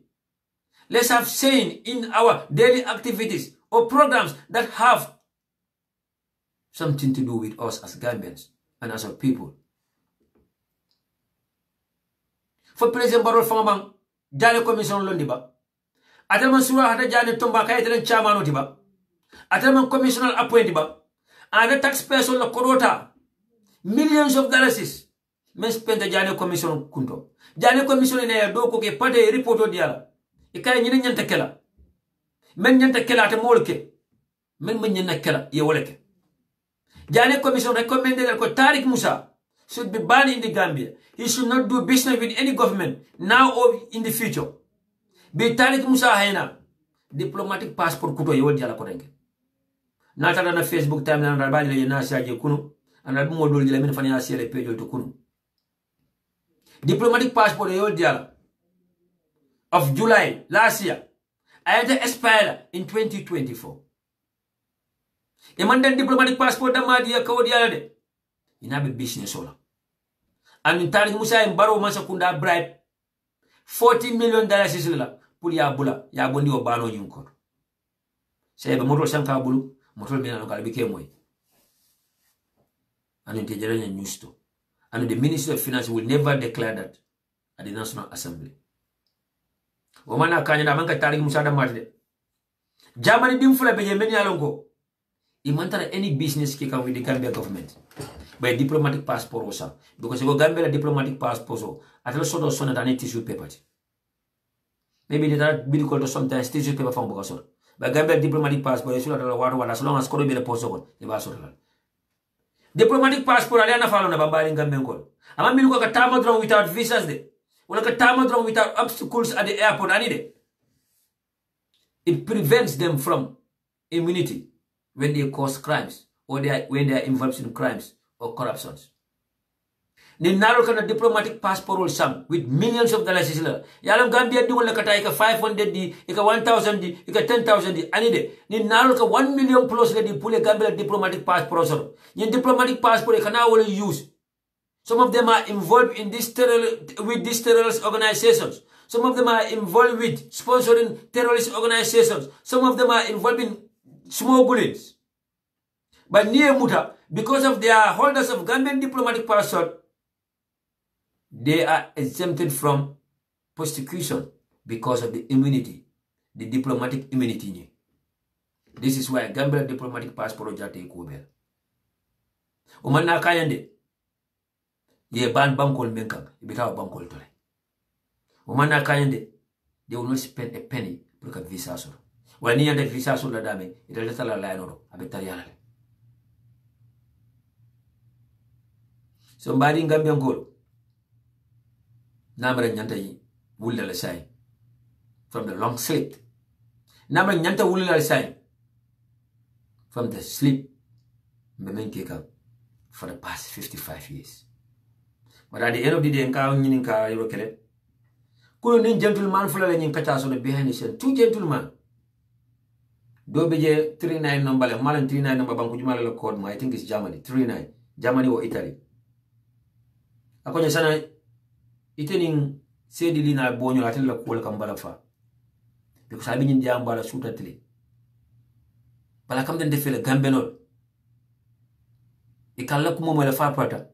Bari ka fa tawte ya bole kala. Akonya because nye gambenol manya jibe fanka memfo.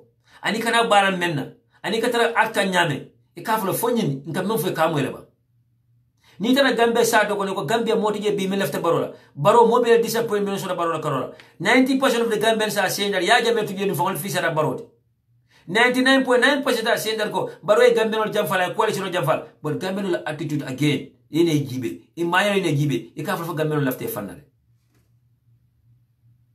Yes, somebody is telling me that 39 is Italy. Thank you. I don't know this guy. He just called me yesterday and I saw his voice message and I returned back the call. Nadia Amrakachala. And another brother in Gambia also called. This is what they are saying. But Naja bimena wala ndun telephone fa preta. Nkawo indane fa preta. Na lahido ta fa preta. Mba katala ka lahido nyitimani for that in 2021.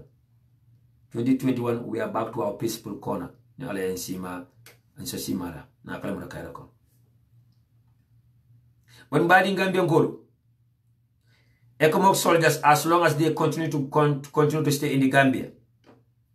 And then in Bafala, as long as they continue to stay in the Gambia, Kukilin so Senandalma, Adama Barola in a sakulo, na information on Mensoja, and you come for Adama Barola, and you believe in the men.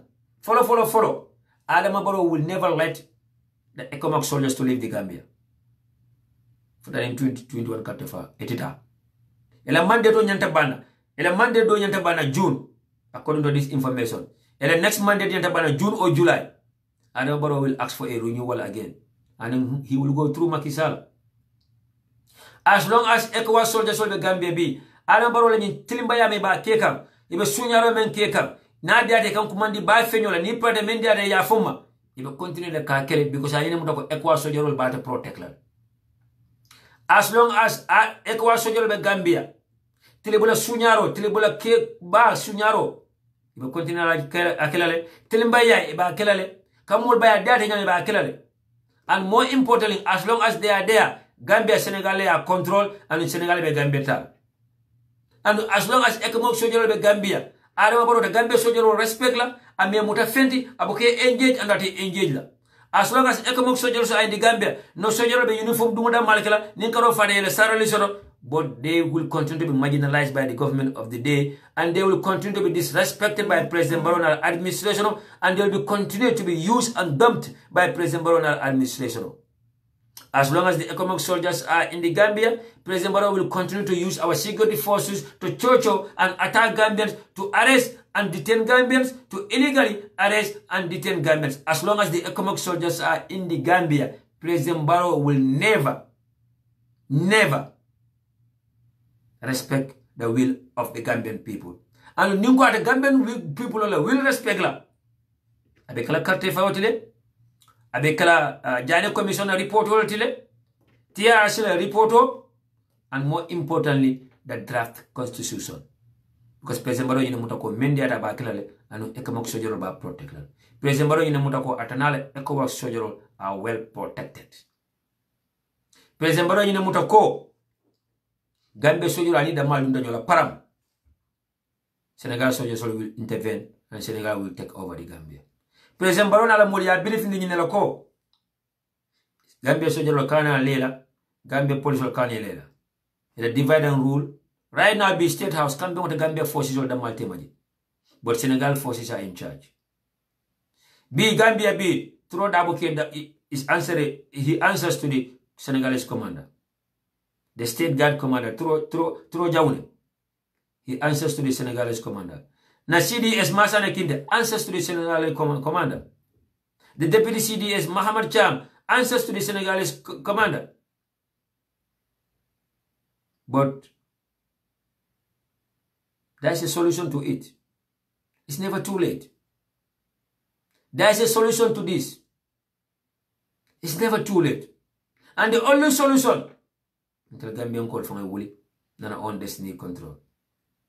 A jata nyaonya, or a jata funfina, nake. Wallahi the only solution until Gambia dingle from a woolly, nana destiny control. Oh, and then Tower City and brace for the worst. Worst means, non colera yajame jamanoti. Worst means, yajame fisher and massa president. And worst means, the victims will continue to cry, the victim will continue to be in pain, and justice will continue to be delayed. Reforms will never take place. There will be nothing like anti-corruption commission. There will be nothing like the land commission. But in Gambian call, one important thing, this is the right time. It is now or never. But in Gambian call, this is the right time to test them. And this is the right time for the deputy for you deserve to be elected in the next National Assembly election. This is the time for us to determine. This is the time pull na kem function George na kitio ni landi Kenya bala na George Meno nyinke fund the deputy deserve to be given a second chance. You know why? Because President Barrow is on top of his game.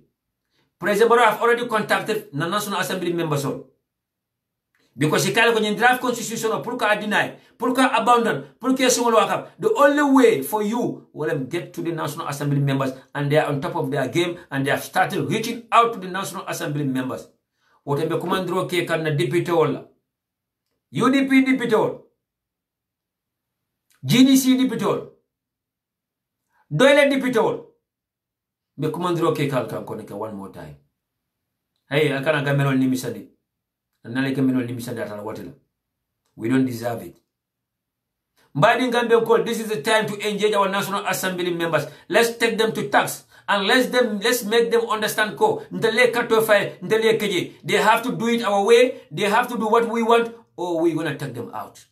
Mbadi ngambe call nina deputy bungole kuke manina menkela and beso ndeji ndala ko manga soto kanyinga and beso ndeji ndako luwa man right le pole nyinga bali yake tilimba ya ntapali alaka alna finti bedo kana National Assembly la complexion ni occupy 24/7 but gambe no to kala way ni diamo de ko gambe mun kayra bankoli hey gambe no to kala way ni diamo de ko gambe mun duwa jabi bankoli. That's the last thing we menkela NIP deputy wala mbokolo konti kol kono president bare wala soto la fapata. President Barola temene bolekela. Amad Bayala deputy on la party be wafla di President Barola in exchange of what? Kodo pre-finance contracts. Ngo the nominated members all, including the speaker, wanted. The 4 nominated members all, including the speaker, wanted. Ngo APRC deputy all, wanted.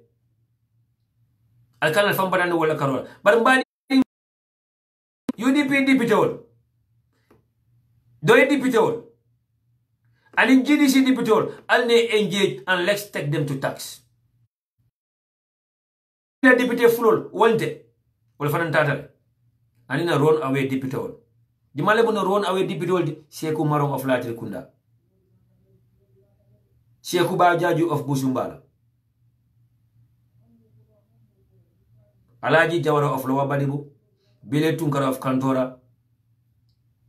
Omar Dabo of Oponyomi, Baba Galle of Sanimentere, Fanamana Jawara of Talindi, Ninamun run away deputy or Fanan Tatale. Bambading Gambam called Falba Cartor Fala Molilaba, Nalpatalcane Yakas Mendiake. Bading Gambam called Falba Cartor Fala Molilaba. It'll funkum is either their way or no one's way. So I to follow more than either deputy bondo mendia de kage, and they will not care about a make cut off way. Or be there and tell you why. Was a Kembulu what? Bading Gambian Kulu. Now information I mentioned I to President Baro have reached out to the National Assembly members with the promise that we have a Koro dealer and many other Manko Dasura have a Koda dealer at Burusibi. Dolko Burusibi, Doko Bigilo. I don't know which is which. But then the information mentioned Bulisibi or Bigilo, they are promised that they'll be given plots of land if they vote in favor of President Barrow when it comes to this draft constitution. Well, the draft constitution in the Kamurundi back to the CRC. Well, the draft constitution in the Kamurundi back to the CRC. The 2-term limits discriminate against the president.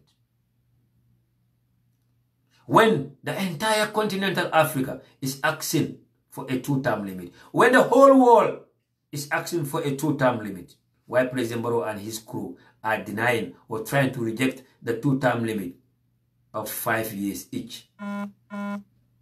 But because Munamu, Yajame have stayed for 22 years, Jawara have stayed for 30 years. So Barrow Fanyanda stayed for 20 years or 25 years. Or because Africa, Nteleni Mutako Nishita drop, it'll fast swim, it'll bar town. Or because President Barrow Nalamol in a fire go, Ntelfana Arjana Munidi. Yajame way Kudi Talege, Yajame Komo Falege, Yajame Damalaka Sunya, but sign be opportunity to Pluka Sunya, be opportunity to Pluka Bunjamolo Senegal, be opportunity to like a government reserve Lano Tankana Bunjamolaje, be opportunity to be Kayajame, former president of Material on a Koda and Atlanta Maltema, be opportunity to be Pluka diplomatic passports and do the time I doubt that day. Oh, I can't go to the opportunity to say, do it at Jaro America. Europe. But Gambians are struggling on a daily basis. Look at Jarju into Senegal.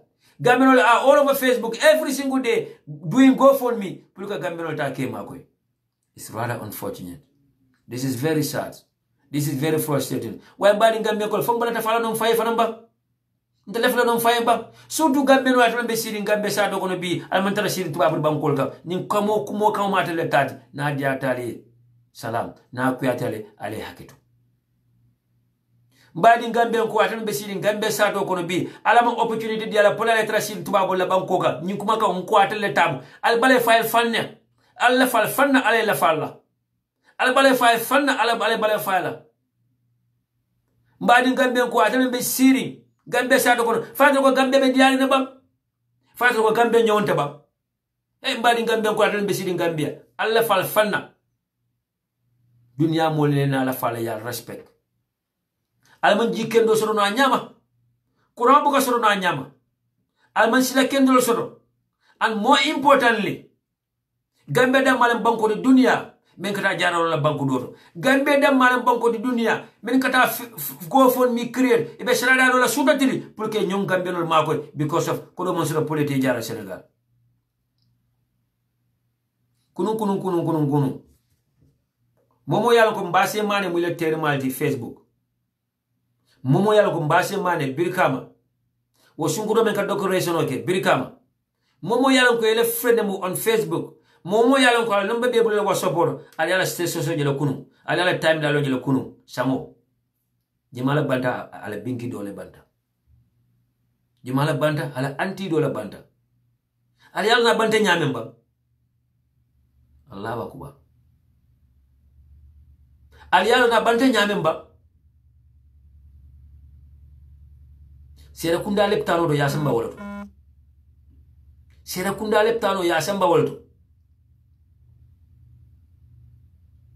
Ye jio bonda balo kono. Sasa mbala yasamba leptano ye jio nyi bonda balo kono. Bile jio bonda balo kono fa pareta. Na leptano doctorol na professional no so ni na doctorol men na leptano e nyinata pour que jidolo way ko tenge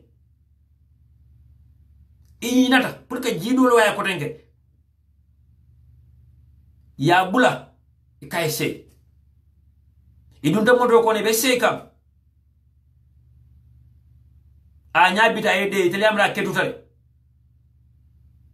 italiamra flata lo drum e muta kola baga ko denge pour ka samba leptano do birif tara leptano do guess what e ko e fure wala samba na fata la fa pareda leptano mumo docteur mumo biniye to ko ya ko ne nenne ni to nya fo e bi ko ne nenne maybe material on te buluje maybe jio fa mantere buluje. But maybe imena do wude mo balo kono fa pareda yanta dijo kelaje e nyinate man jio keje e kana bule ka fa sey ya bula moto kono on their way a flata moto kono. This is a false hand information from the families of this disease. Akedure bulu moto kono da balo be sumari in Europe akoya mundi bagi naka ko muru Serekunda General Hospital, the main hospital in Serekunda. Iftara doctoral koyko ale fure wala samana jani fata me duna jimale afa wato sida yes bala sababu mu jumale di ite doctoral men yalon ko imera do ko ka nyama yande jiolo lay man jiolo way harma di jelle ka fa gambe tilo kono because of nyimanya sifa. Hey, I went through it. Someone went through it. And someone is going through it. Well, I know how it feels. To have a loved one, membita jarolo le Senegal. To have a loved one, yeminki kaita jarolo le Senegal. To have a loved one, membe Senegal be jarolo baduka. I know how much it costs. And I know how much it feels. Badi Gambia nkuru. Atele be Gambia mbatelela. Ala fanyinika. Sujumari na Senegal ojia ikoy ko ni Senegal kali ngata jararo la Gambia. Shame on us as Gambia. Shame on us as a country. Ngo kasa mas mi ala ko fa wala suti ada Gambia alina kasa mas ka jumalji anata jaro la Gambia yalta Nigeria no lo falanta Ghana no lo falanta Sierra Leone no lo falanta ngo mbadi Gambia ngoro nyin damma fa is a clear evidence amanjaren tele politician ole campaign ko kodenge amanjaren tele politician ole diamu kodenge clear evidence pour mo manyina katto fala Adama Barrow from 1965 up to date. The biggest and the main hospital in the Gambia, RVTH, Bor Kendo Tuje, Saka Dr. Kendo, Saka Jaral Kendo. 55 years of independence. And kabi nyima sakunda sita, men ka do mo masakunda bul, wal kon telem Gambia din jawde. Bi Maimuna sise dabo na abonyol fen telem Gambia din Kendo, but because of it bay domoro keka, ebe korodo mo kamente taroti bi. Bi lamin cham na abonyol telem Gambia din jawol, ebe Gambia di wala korodo maka, ebe bado le korodo maka, memen ke taroti. Ngo alta president Barrow barin dungu jibe. Mentara exile during the time of Yaya Jammeh Jamano ya mundu ya ka protocol alta baka bunjama mello fala sarelo bunjama siam nko president Barrow doma bulli Barrow alta baka moto men buroni fala sarelo ya siam alfa dani be sareli fam fala fa be do ko le ka jo menawa nko president Barrow mansono mello manka mankunda kenyo to kenyo mel ko gambe di wala kenyo lam asoto nya obe kisi lale indi nya jani commission Sanji saba ay monsono mello ya jemi na la kumbe nyawnya darabe monson sifa lola ay sanji take into official already namol be fale fa wato mansi namol be bade le man fa watre ke tutale because of lack of proper management at our health sectors, because of what lack of a leader me alonko aggressive tale. Because of what? Lack of a leader me alonko I vision osoto. Because of what? Lack of a leadership me alonko wole banku dimole interest only, not their own selfish interest. This is why the only solution to our problems, Gambian all, the only solution to this problem is by voting for a UDP government and Lawyer Dabo as our president-elect. This is why it's a laflala, it's a nyanala, it's a abunyala, because he's the only one who is going to clean this mess. Ula sabu Lawyer Dabo kwata wasala damanta maje Gambe senale samage itele tiyo wafi. Akwata wasala damanta amaje kara mundinul ka school bosol sita kiji kesamba kara mungodo. Nko Lawyer Dabo kwata wasala ateda hara kelola ata sabarila damanta amaje Gambe musol sulata mene kasoto. Mulo kata leptalo de ke jare ka kenya musulo kata leptalo de ka wulute batala nko Lawyer Dabo kata wasala ata sabarila ate da damanta maje e ka ambulance kumandi e buke nyinin ka gasola yena yesi ka yesam baliptalo ye polisol nyinin ka motola yena ye pik ite nyinin ka la gasi sawala nko Lawyer Dabo kata sabarila ata wasala ate da hala damante amaje Gambia fire service ole soto menal ko kata dimba fala ani buka jo nyinin ka mbadi Gambia ngoro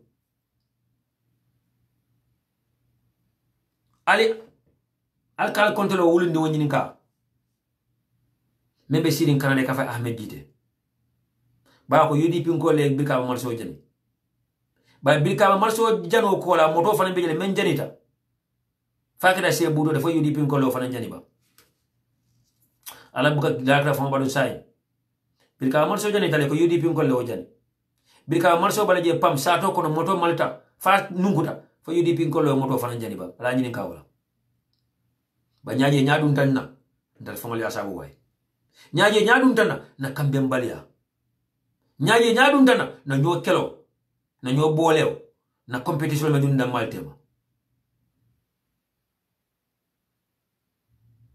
but at the end of the day be kumoka bal badi Gambia ko la tan be siri underground be kuma kilim fulala so lo Allah ta'ala man lala atita non koma Ntitano alkoma. Embadi Gambia nkola atelembe on the ground. Albe siri Gambia. Alba face la suta tili. Albita kan through it suta tili. Alba takila suta tili. Nadam ku kilinala. Wala nadam ku dantana. Na advantageous rame mention ngo. 99.9% of Gambian nembe siri in diaspora until we have access to a better hospitals and better clinics and health centers. Kata leptalo tan ganjara mbuka joro ke nimba jola fana e kay jara la folo fa pade na bilo kiye Ngo dina kata leptana to men yalon ko a doctor of our choice called the molla. Ni manefi doctor men atenjara. Hey mbadi Gambian ko atele be siri Gambia je. Ndele be diaspora 99.9% of ntel boro kendo nkolo soro. Andika boro di molla boro men kadina sasa maita. Mbadi Gambian ko atele be siri underground alba so kan suta tila dida kan through it suta tili. Ndele be siri satol mento 99.9% of the Gambian ol ndel kurama buka fa ndele be dame ndele malbe mu kuram fati. Mbadi Gambian ko atele be underground suta tila alba taki kanje. Ndele diaspora fo America ba fo Europe ba fo Asia lem ndele dame ikan ka doko sotole kan joy kan ka bonusol di molla. They give us what we deserve. Our privileges are at our doorsteps. Our benefits are at our doorsteps. Hey mbadi Gambian ko atele mbo underground ndele be tubabu sadol teten susulal bu kan tele king na ken king fana bu ka siya ndele bu ka siol je jel bu ka lol na silol kam. Mbadi Gambian ko atele be Gambia underground ndele be tubabu sadol ko man fisati de bala alen harje na disadvantage soto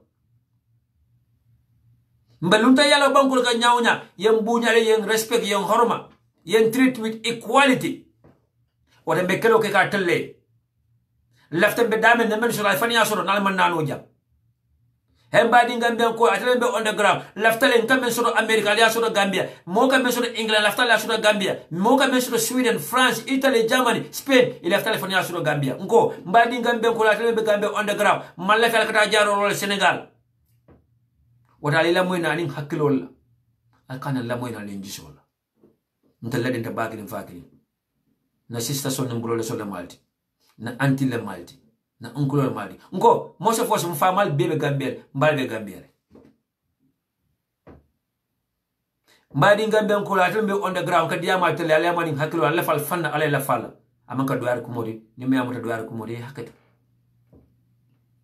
bato na faifo ale wuli ale la on destiny control anu da wulta mbal jappale la na wulta mbal support la ngo Gambian ko na wulta albe tubabu ko be tikito jele na alfe al 3 years jodna fasa ale second chance de 3 years jodna la mbadi Gambian ko al 3 years jodna fasa ale second chance de 3 years jodna la mbadi Gambian ko baro masa kunda they have spent millions of dollars pulka wata tankol samana Gambia just because munami iko 3 years jodna kana masa kunda boyni mbadi Gambian ko baro masa kunda have spent millions of dollars pulka gasol sam ka maxol sam ka uniformol sam because iko 3 years jodna kana bal mbadi Gambian ko baro masa kunda ko do speno pulka ambulance kendo diale baro masa kunda ko do speno pulka motol dina polisola nko baro masa kunda ko do spend pulka fire service struggle sam pulin dimba fara na fire struggle fitade on time and enjoy so dimbal control hey mbadi Gambian ko yalla nte fitala woto kato jam fatale leptan kendol sama bunda kendol karambum bundal yalla to fala kada bofo kana bili 1965 up to date. Mbadi Gambian ko it's not all about Jalibano Plato don you guys are good. It's not all about Wali second you should do. Alnina walla oh is the last thing. Nyaje ba enjoy le jatol be kendiari nyaje ba enjoy la koy korol be faring. Nyaje ba enjoy la ye future lo soto. If the future is not bright you are failed as a nation. If the future is not bright, there's no hope. Mbadi Gambian goal. Baro Masakunda is ready to spend millions of dollars for the condemnable purchase because National People's Party can now launch. But Baro Masakunda is a man bottle sang, equal taika, potitala tema, eka sukro sang, eka potitala tema, eka dulu sang, eka galomutala tema, but Kodo Churasima to Dilala, or Haram Tali Puria diatella, but it'll sabule la posolocon. O Baro Masakundala Molo will be Bunjang look in Senegal at the Bilar in Yantam Bulocon. Eh, Baro Masakundala Molo will do Jara Morocco, America, Europe, at the Qatar Dakar. Hey, Mbadi Gambian Kola Falfana way. It's high time. It is now or never. It is now or never. Mbadi Gambian Kolo, Nina Samole Mulbar na fall left alfanale. Mbadi Gambian ko, the only solution to our problem, the only solution to this predicament me alon nemfanje wolokono, wole by voting for a UDP Mansakunda. And UDP knew the only solution to that, Gambian and unity is the only way for us to achieve our aims and objectives. Then in topic number 2 to.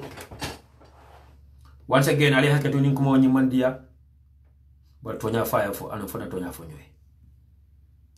Then in topic number 2 to. Na audio dantan soto jam. Any announcement dantan. Mbela flaka mensia with you guys. Follow. Topic number 2, which is about the mismanagement of COVID fund.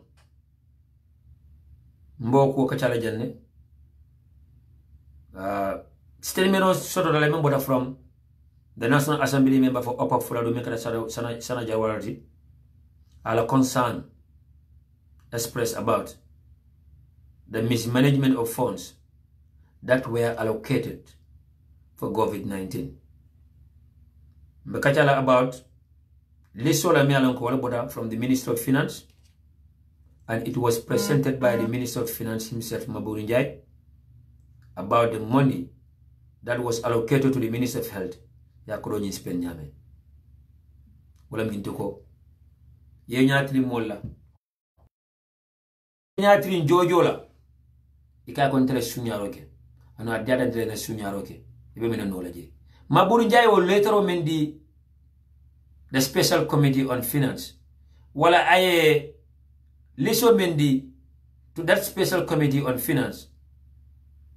Aye niletendi la ko nko mfere na sunyaro kila no adiatal akuyatale alta kuno laje because liso to membe yeni moeje. Namen ko do dal sam ndema ali afanye minem. Mbadi Gambia ko comme na fale nyamem.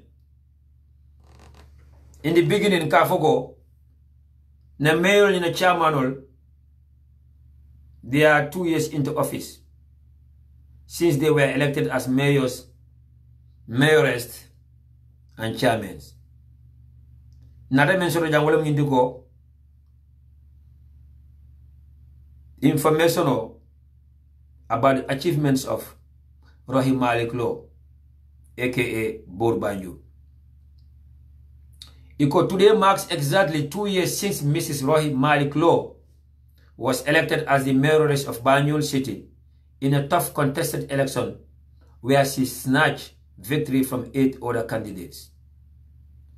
Rohim Malik Law's 2 years as a mayor of Banjul City Council has registered great success for the people of Banjul despite being sidelined by the central government for being a die-hard supporter of UDP. That she proudly displays everywhere. In Banjul, there are 2 main groups that are out to undermine the efforts of Banjul City Council. And these groups included Benyo, Japale, Adamabaro, and Imbaro Fans Club. Also, the central government refuses to give them by the Local Council Act or the Local Government Act to the council. But despite all these challenges, success registered by Lord Mayor and our team of Banjul City Council. Rohim Malik Law, the Lord Mayoress of Banjul, was born and raised in Banjul, the Gambia. Mayor Law is a proactive and hardworking person with significant years of experience as an entrepreneur with huge impact on the tourism industry. She studied international relations at the University of Falun in Sweden, where she acquired a strong theoretical knowledge in public administration. She was also very active in politics and subsequently becoming a member of the Social Democrats Party in Sweden. This gave her the opportunity to serve as a key member of the Child Welfare Committee of Ninkomping, if my pronunciation is correct. It's a municipality in Sweden, with the mandate to oversee the schools within her jurisdiction. She was elected on 12th of May 2018, and since she has demonstrated professionalism throughout her leadership, by being very proactive, including the inhabitants of the city of Banjul, in the policy-making processes and giving them a voice to engage in all decisions regarding the city. Rohey Malick Lowe has been in the forefront and engaging all the relevant stakeholders, especially civil society organizations in Banjul, for the betterment and development of the city. She also implemented capacity strengthening initiatives in her municipality by restructuring the various departments and hiring qualified technocrats to assist. She has also been a key participant in several international forums advocating for the localization of the SDGs, and as a result, she was invited by the Canadian government to present the SDGs she has particularly advocated for to be implemented in her city. So, this is a message that we get about the achievements and the great leadership of the Lord Mayor of Banjul, Rohey Malick Lowe. Nadol Financial Lemon Yalanko Bonam from Tali Bensuda and all the other chairmen Mbekele Karanajane in our subsequent programs. So today we're dealing with Rohey Malick Lowe. Inshallah, Saturday we'll be dealing with Tali Bensuda and Mbakele Wanyama from Bidani in Beta Fola, with the exception of 3-4 Adam Barrow of Brikama Area Council. Me alonko akwenda mbe malko ama deserve. But mbadi welcome na fale nyamem. Alina la mwenye audio la dani beduna kachal kono. Na audio solo jana memboda musol bal bulu jama baka fa musol ba in Gambia. Alina la mwenye audio la dan chinata na audio do fana la moy. Yeah, assalamu alaikum. Mbadin Gambian Kulu, assalamu alaikum, Victim Network for 2016 Musolba Olebe Lino Kan. Gambia dingolo nganying video minki na minketa Adam Barola video ti. Ando lafita aliya transfer aita form kono. Momo sa transfer no aita form kono. Gambian Kulu aning diaspora Kulu. Ntabedi yam kambi diaspora Kulu toyala. Gambia kolu wala yatin nan kaliye ko wallahi Gambia nimbe mo tombo na alinka londi tiya tombo alinga mo tombo mi wasata momi ma wasa ni ya tombo akejo nyidela Gambia dingol hani mi ya lon ko fan iman join coalition ko hani mama kande aya lon ne ko diaspora kolu wallahi adama baro sponsor Gambian kolu ye bulo dunga ko hani Gambian te musul bali na fuwariya Gambia be fuwaro mun te musul balet ye ngana dimbaya li balile na business kolu la ngana dimbaya li balile kantum moto min ke dundi ko ale sono ko bi aram baro kabira barakata ayellon ne bang e kumo lon na kumo fo bar kumo min ma lon ni yobule kay ko maygo filata ka para dron alaman betan kala wasabaliya wallahi harama dingo momon takita iko imam o ma moli jayi adam baro na mandas prankol jayata ala fon jayila adam baro wallahi intele musul bantele ngafo na mandas prankol jayi ate ala fon jayila musol ba nengo du sano nengo ninga Allah kan lakiran na sakiti nengo anewa akonye musol ba kayen nam akonye na mobile mutanyi message bi na dora akonye musol ba na mobile le filter bari yajele mo bebe message kilanye mo be mobile le kikanye mobile dol bi ye fonke wa akonye yajele wuli talulu kana wala kinyan tenti nka he akonye mbadi wol ko na business o tujele be politiko noka bar musol ba hey harama do nyonte la hajo lon nal kay ilo mo to nyalati araba baro saf ko nyun ko wale sono ko mo mate sponsor fo araba fo wala afan sindi ni siranka gambe di ngol mbatelle gambe di ngol arama ya etendin telala say nga temu minti aya fonte liyele ko aya akenya be tendin telala temu minti say nduro tantelle bulo kon Gambian ko lu nga nyomuta duno ben tellebulu man nyomuta duno ben tellebulu nga alama du siri nyin sirankan duno ben tellebulu berin araba baro UDP le ya chika ya tambindi ya ke kuale sono kon atakita ay sono tombo arama ko ata UDP fo jayila arama ko mini ya takinda te jayila diaspora ko mi yela na fulol bondi ye social media hakilo ya ma ya yele wota mon tan be ka jiyati islamoy gambe ko ali lamoy na audio la memi fokal yede man na janka mo doya andu man na janka mo kajafi bare mimbe keri mbaf ka wala nyama mbe ka jiyati gibe ntelebe to ko le na man ke social media ti diaspora ko wala londo le fero mbe tama kan ni wolela ila na fulo mbe tama kan ni wolela nimbanku din kendol min be diaspora yebo ila na fulol to ya ke gambia ko ye gambia jele ya falo mu ya soronno mu ya butelo mu ya torandi lo mu ya ketenne ya keten woli ko akanyanta iko UDP ko lo ali wakili nga kwale soro ke fo gambia sabo nyindi bokon woli seyta yela na fulo bondi yela mirali ya bondi yela londoli bondi ye ferolu na fena araba baro fo ni wultan ka nyoni nin kamela mbele be to kon den ka fa nyoni bi social media mi def mbe to kono wato minan talibe ka nyoni nin kali bari ngel bulo be bolo kili nka fa nyoni ko bi social media ay mi def social media obe mun tole jumalle social media bondi wala nan kale billahi wallahi ta'ala wasabalo ta ala fa jayila wasabalo duniya kono kali la ta ala fa jayila bari gambian ko lu nyimbe tata be nata be ku kilin folali al sala moy bakke ali to la toro ni ko bak min bijan ni ne atinna araba be nyim farni wala tele gambia kon kali ya moy yaaji araba nyim bulu cikandola araba kaman tele gambia dingol jayi akaman gambia dingol min be diaspora kame jayi wallahi alama mastalla be tan ka wasabali yalla wasabali ya masiboleti amunta bi adama e min tandi gambe di man carte fayaye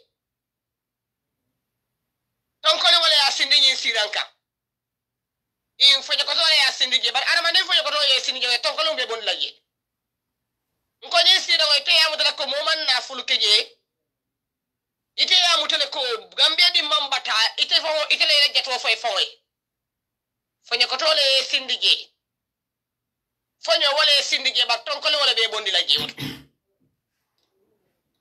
Gambia di wolu ali ngambulo di nyola nga nyo fasa nga na banko fasa nga na fulo joye nga politiko joye nga banko bondi abe yimmin bulu nyinte ala famo jayila auto nyinte nteli jayila kota ke bayre nyin 2016 o fuarol be ke la paso jole ka fuka ata folanko mo be ke la paso jole ata folanko to ni ata ko dele ngo bata sifa ke adamai Adam baroko amanna teman ala fango jayi ada tan deli jayi la kolek bari araba ko mo mate sponsor fanya ko le arama sin ni siranka o ton ko le ba wulin la jede Gambia ko ni e ko mak mimbe siri nyim bankun kan jed damante ni e ko mak mam bondi Gambia damante e ko mak le mam bondi Gambia arama barote Gambia di wala atenna nyanto na ni ayo nyim mantal la nyanto lo ni ayo nyim man Gambia di wala kumbo dalon ni ayo nyim man Gambia di wala sulo lo e ko mak mimbe siri njang adi ata nyeme ba fula wala nyam kuma arama da ko nyeme arama ka fo wala nyam arama nyi tabu de yasinti balen teliko nin telephone ko be nyala adama signala oto ma sibo be kelal ko oto ngamira ko ni adama nyala signala gambe di ngulun telikana nyina adama signala tedi min nga sindin kana nyina balen tel dol bi je yen takimo tolla fo bi ngala ngel be mbala iman jana na ko wala be mbala iman pa fa dol bi je wol balbe la njurlin dol bi je wol balbe kurande fo bi nimbi adama ko abe nyala signala alin tele kana nyina alama signala 2016 asile nyamin alin kana nyina tele nan nile wafi ngan nile fay adama signi siranka oto de adama man gambe dingol jayi ntede abe kante dimi bayde mobi ma ala adama dingol ima sababu ima jayi ta ala jayila nte wo man takam faade nte musol bante nte min ni adama e dumuro ke bolu kilimo kono aten kam faala barin senyi eten dalla ko momi man adama dingol jayi ate ala fo jayila andu wote wasala ndu manke wasalati woto mimman ala jayi mimman ke wasalati ni te palaso di wala ikaele butu won fele oto ngamara gambe dum sa kamben nga nyomuta nga nyo fasa kaje ko banko be min bulo kono amam pare kam jayi ate ala jayila amanke wasalati to al nga banko tabulo kono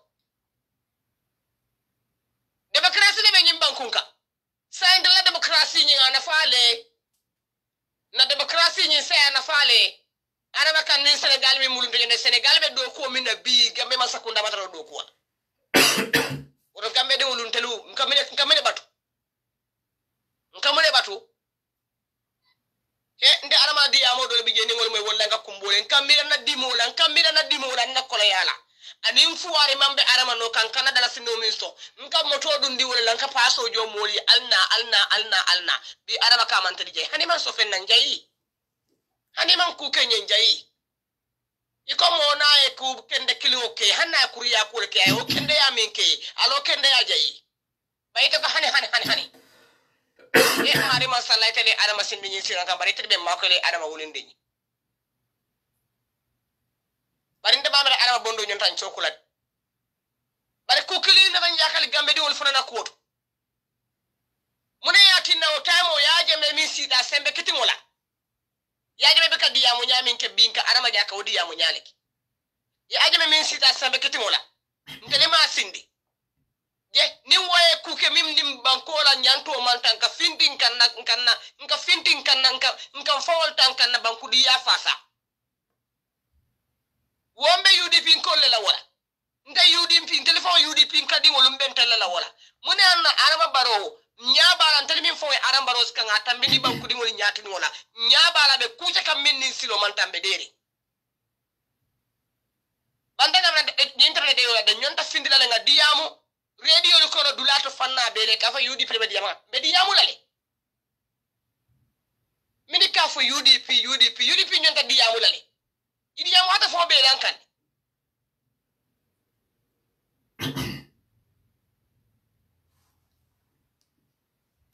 mbadi ngol wala mu musol bati so once again atlema labanta joina jandoma tima la wato bora wali junior ay men kam to ko LMS mane kata bora ansu singade nyolo ani abdou bike tambajan mbadana alkata nyisia as much as you could. It's never too late to share this all. Musol bal an kabiya be continue kan kacha nyimma bang. Again, the admins of the group or the admins of the page, Nalvin Fejamba Danila, stay focused. We have distractors coming and we don't have time for them, and they should not be given the room. Look at Yakamol distract. So if you are an admin of the page and you are with me, we don't have time for them. We're moving forward. Alankana so men ben dilela, wal men ben dragla, koma na change the world. Nara ko renke ba banko di wol victim network for 2016. Kukili en jahali Gambia. Gambia di wol nya balale UDP. Yaya jamme asembe kiti wala ya sindi anala kido. Je UDP nkolu min katana usenu no mukunda daboti anin adin kendo. Mbenya ya olgele ning ayatana ko yaya jamme kuke min nil bankola nyanto manta ika findile iko e fa e balu bar Gambia e aliya mo min na fina bankudol min be diamu ke ko UDP le ka diamu UDP le ka fitino ke UDP ka nyike UDP manyana tula ko UDP nyanta diamu la UDP ko nyanta diamu because ali nyinin ka mun kamala UDP kabri wato minna mobi jammiya na fulo so adamati mobi jammiya kido so adamati mobi jamminna fatiyabe adama nyato mobi jamminna kekende yabe adama nyato UDP ka findile ke nyakili wolla ila molika fa ila molika barama ila molika soron UDP ko le adama baro ntelle nga sika nga tambini nga li ko ale sonon adama manna dra lo ko ale sonon ko UDP ko le adama tambe mune yati nabi adama be tilimbali yakan gambe di wala baga banko di wala nyanto ti nyankan banko di man finti diyam UDP ko man finti diyam UDP ko lo ateli nyonta diyam wala fo dunia be an ko aldi yamutali mbe ngatel nim gambia fa sale law ngal nim banko la nyanto kelone law UDP ali gambia leje UDP alman dulaji ali gambia leje andum gambia le yalla sula wodo adama baro alman nyonne deyla aldi yamu adama baro e usenu mukunda dabo iba kata kambara la fa ila londo mi badi kam bankudi wala ala fa ila nyin londo sulata wala mama kandela londo sulata wala usene no mukunda dabo ni la kafudi wala mama kande anana kafudi wala ala londo sulata wala otamo jang itata kadiyamu mama kande naka fundina ko ke ofana ya choka dal oto mama kande ni usene no mukunda dabo alalla modu kumandi aliye funta aliye diyamu molla mano men duniya be gambia be nyimbu duniya be sindi molati duniya be le nyimmani so duniya be le nyin ko na fulun sto ndelar mano le ndella mano le gambe de wolu na nyanto be tinya kan gambe de wolu konko be na gambe de wolu be fakan alinya bala anda kunum atal mu keke no to nyimban kunka alinga fitinga kuma mbora minela wala mu inyanda mfuna lumina lu weda osambe kuma wato to alinga diyam adama la man sakunda ye bunda ma correction obiji bunda ya ma biji donc fonyo ko tole nyin sindi alinga tonkol wulinda no kan ya wulindi yaaje me sembe kiti mo le ya sindi gambe de wolu seyta ya wulindi nyin siranke kay tantente letam sa enten kamine batu ngamoje nga sumuna bondije nata buoje muna mta buoko la ala nga yimbu ko nga yimbu fay ba ko lo mboda sumuna ko ron dunda buoko nga buoko sumuna lan kamine badu sai sol ba wala be layno kanga mo be konton be duwala mo be simani njata kende ala ni harje firimo ala ma gambe bola nyin kono ala ma bola nyin kono kantum gambe musolun teli wo tabarakalla ni yaji be fa na wulu fa ibi kana fa fa lo yedi ngo wulu aya karan da karambun da kono wala ay ji ata do kustor ngamo be konton mbadi ngoli kamera nini musol bal fa sarata nyola ngala yene men samana ase topic bi wala keda ala kacha da fanandi atata na drum nyaaji adama baro be nyim beke kam anabe continue la kake because of e-commerce sojaro lumbe siri Gambia amuta ko wala protect so media da bakala so economic soldiers should leave and they must leave. The economic soldiers in the Gambia should leave and they must leave immediately and as soon as possible. But the Gambia di honle fanambo kelano. Ndalebo kelano with the help of our National Assembly members. Right now, this is the right time and it is now or never. Ngo Jani Commission is like a court. Jani Commission na court bungole sombo mensoro. Jani Commission yo bundala soro. Na court bundale sombo mensoro. Jani Commission yo sombo soro. Jani Commission was established by an act of parliament. Dimale wo the act of parliament vote into as a bill ya sambana na National Assembly members all. Akamtele ya jame jamano ikata kitiwo ka decision o meg ya jame kana kitiwo la decision o univoke. Akamtele ya jame jamano kitiwo ka belo di mola wala court ka belo di mola wala jojo ka belo di mola aita free ya jame na yo man re-arrest again. So the same thing kada jam kodenke. Jani Commission is just like a courthouse. You already baro kaito nyinta afara ay order nyinta a revoke mendi ada bakela kuma keje because of munam e kuma sojaru le Gambia ba protect mendi ada bakela. Abi the same thing kala with the TRRC. Bode mbari Gambia nkolo. Alaji Bejandro, the first lady, aka the last lady, Fatumata Babaro. Wakala moto malale wala gaso kala moto kono ay tamul noma Gambia karo bela kate ba mal ni famal konto men yalon kay wala jodum ko dola puleta si platform wala ka wande alfal ne wala important data fe wala kumata fe jan kata victim center kata victim wall visit wala kumata fe dan kata leptalo kata na sasa tol visit wala kumata fe kata na sojar bundal do kata kete ke jibe men be bodal to fane mata babaro anu alke maka kala mutale nendir la itata o bama visit wala itata o fama visit yemina fowe wala mi yala nendiro nyi endosle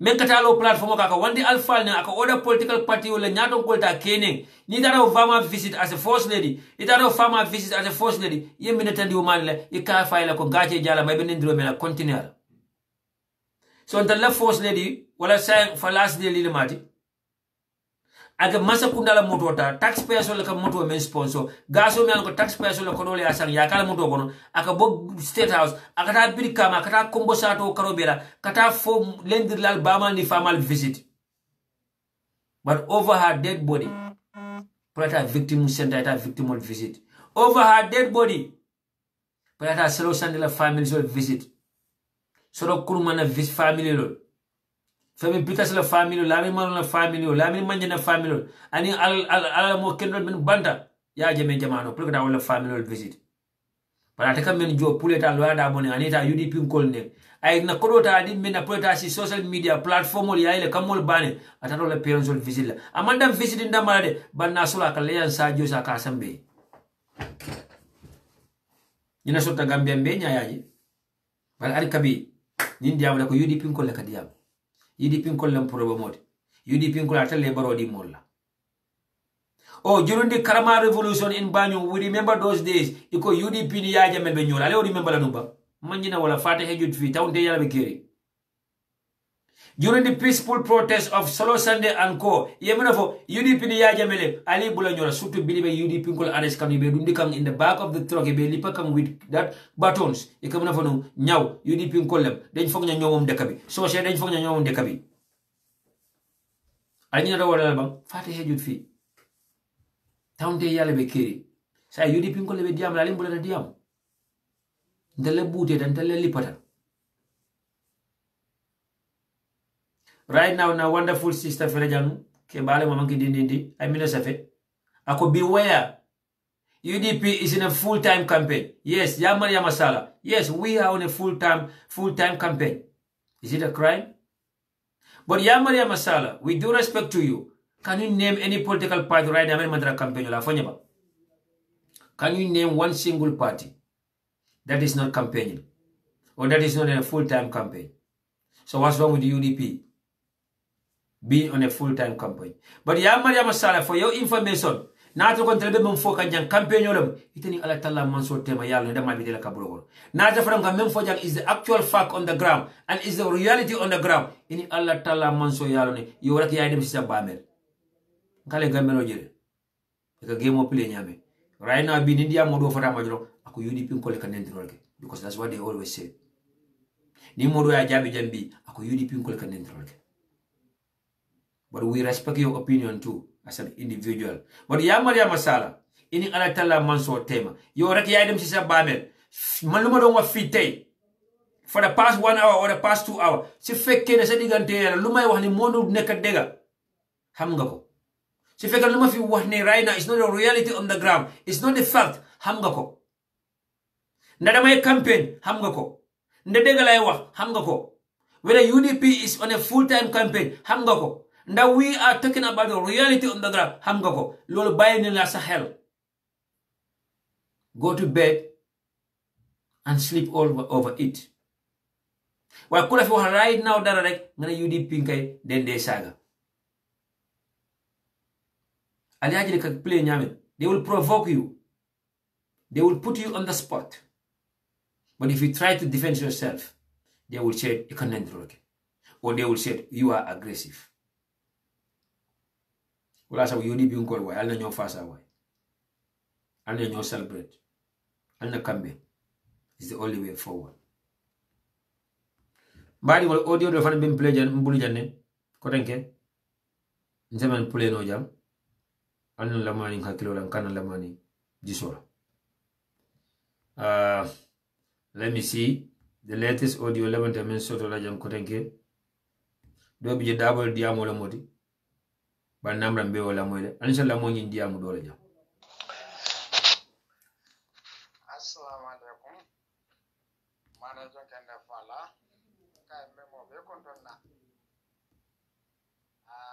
kafanya kanate damen do seta no male to nyaay sabati mana jokende fala kele don kewlo kay mbade be kontonna kata birim bay fal ke bala fo bay fal musolo bay fal dindon lo. Someone is telling me that Sana, I'm your critic, but you are saying the truth and you are a nice guy. Forgive me if I do wrong you in the past. Brother Amadou Cham, if you think that you have wronged me in the past, and then you are forgiven. If you have said something bad about me, then you are forgiven. I have forgiven you from the bottom of my heart. I have no hard feeling for you. In fact, I didn't know you, and I have never known that you have said something bad about me. But again, at the end of the day, it's good to come out and apologize. Thank you so much for that, and I really respect you for that. And in case, if you think that you have wronged me or you have said something bad about me, billahi wa ta'ala and from the bottom of my heart, we are good to go, okay? Thank you. And thanks for coming out and being bold enough to apologize. Kata defense minister Senna Alio Kayambe Kondon na bake kata alval fembe formo kono fana mane jokende fala formo kono mbal be kin na kondon na albadi madomo mbay fa dinde ona mo nenki nanko kay be mane jokende fala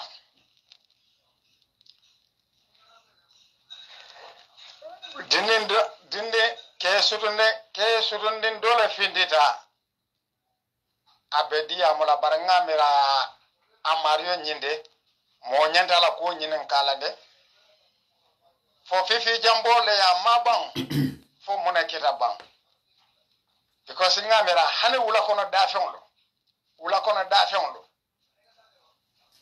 wolle la fisa mante ya banya because wula kono dafenlo felenti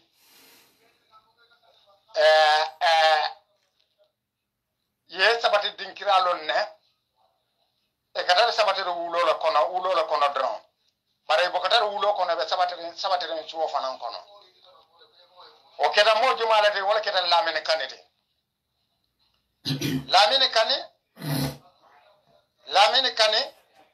lamine kane ite dum UDP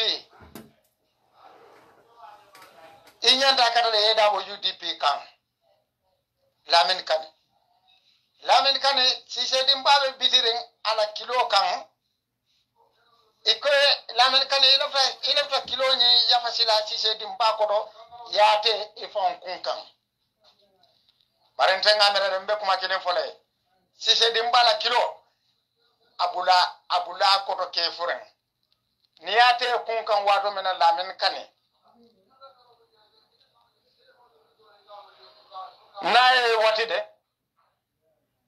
naye wati eni nyamato lebe kanyana na me wati abekele sido yala de lamine kane defense minister fisa batete le lamine kane UDP tul fisa batete le lamine kane UDP tul dam malte ma lamine kane mune bete e mon hajile bete je lamine kane etam mon kuno e fa la korda kono imam kudude ifala korda kono ebe yantinna defense minister de way ala tentule because o ba fala korda kono wala keda UDP de wol fanal de ala tentule ebe fala korda kono wala keda UDP de hana tan nga nyo fa nyawnya ndem fala korda kono bare de lamin kan men dol mo ide fala korda kono de dewu men man kudude afala korda kono wala katara yampon na ayafan ke ko abita kutute da wande fa la korda kono yoje di wodi na din sofa balole mo lamin kan mu mo si falete because imam kutute lamin kan e fa la korda be men dolo do ide mo ban fo baro wital mo fenno niyamo nyi din sifa afela be yaya na barhani nyamato chafarto anala yayo nyaonya ay dula so dal dami yalon ko jele mala sabati dinkirate bare lamen kan ite mo sabati dinkira le choto imo sabati dinkira le choto defense minister officer batete because defense minister wo ya fala da korda da ba yiro le lo fa bambanta kak bare ite ke fala da ba yiro wudule ya fay eta fo bita wande fala korda ko ne bolla da ba yiro lola ita lo ni yo lo damen do ya fa be dimba ke mbolo sare naje lamen kan ita mo mon din sifa le lamen kan ida bondi UDP kan lamen kan apelande amar jide felende ay useni da bonna ay UDP nan lamen kan ita mo mon din sifa le be mon ko mal ko amar jite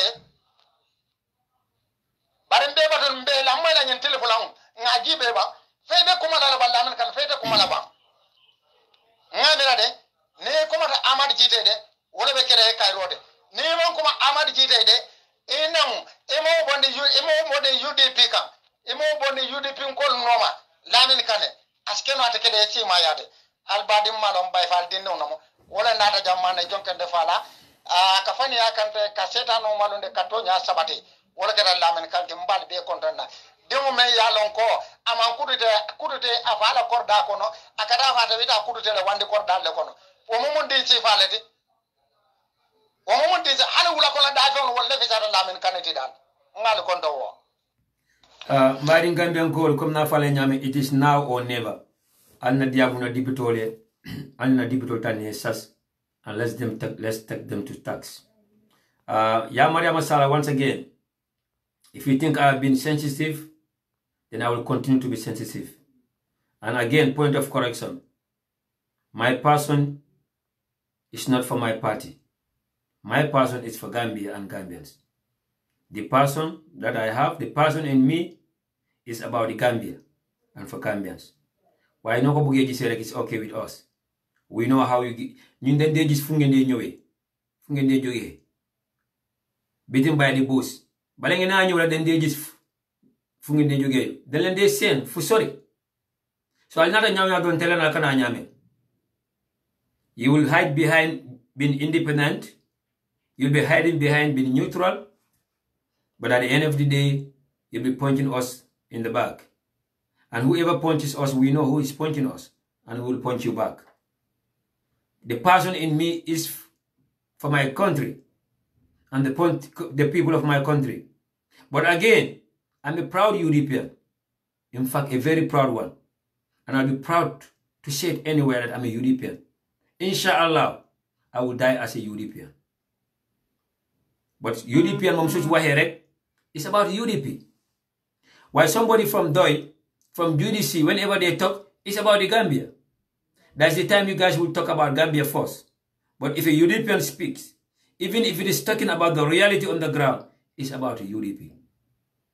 And again, using the word, being sensitive here, I think it best suits you. Remember, you call me, you text me behind the scene. Remember, we have a conversation behind the scene. So the words, being sensitive here, suits you better than me. So we do respect to you. Let's stop it. You are free to express your opinion, and you are more than welcome to be on this platform and to share your opinion with us. Why stop being sensitive? I think it's you who is being sensitive here. Let's talk about the Gambia. Let's talk about what is happening. Yes, we supported Barrow in the beginning. Some people against him in the beginning. Yes, we came together and bring Barrow. And Barrow chose to be a betrayer. Barrow chose to be a disappointment to the entire nation. Let's talk about the corruption, the mismanagement, the injustice that is happening in the Gambia at this moment. It doesn't have to do with anything like any political party.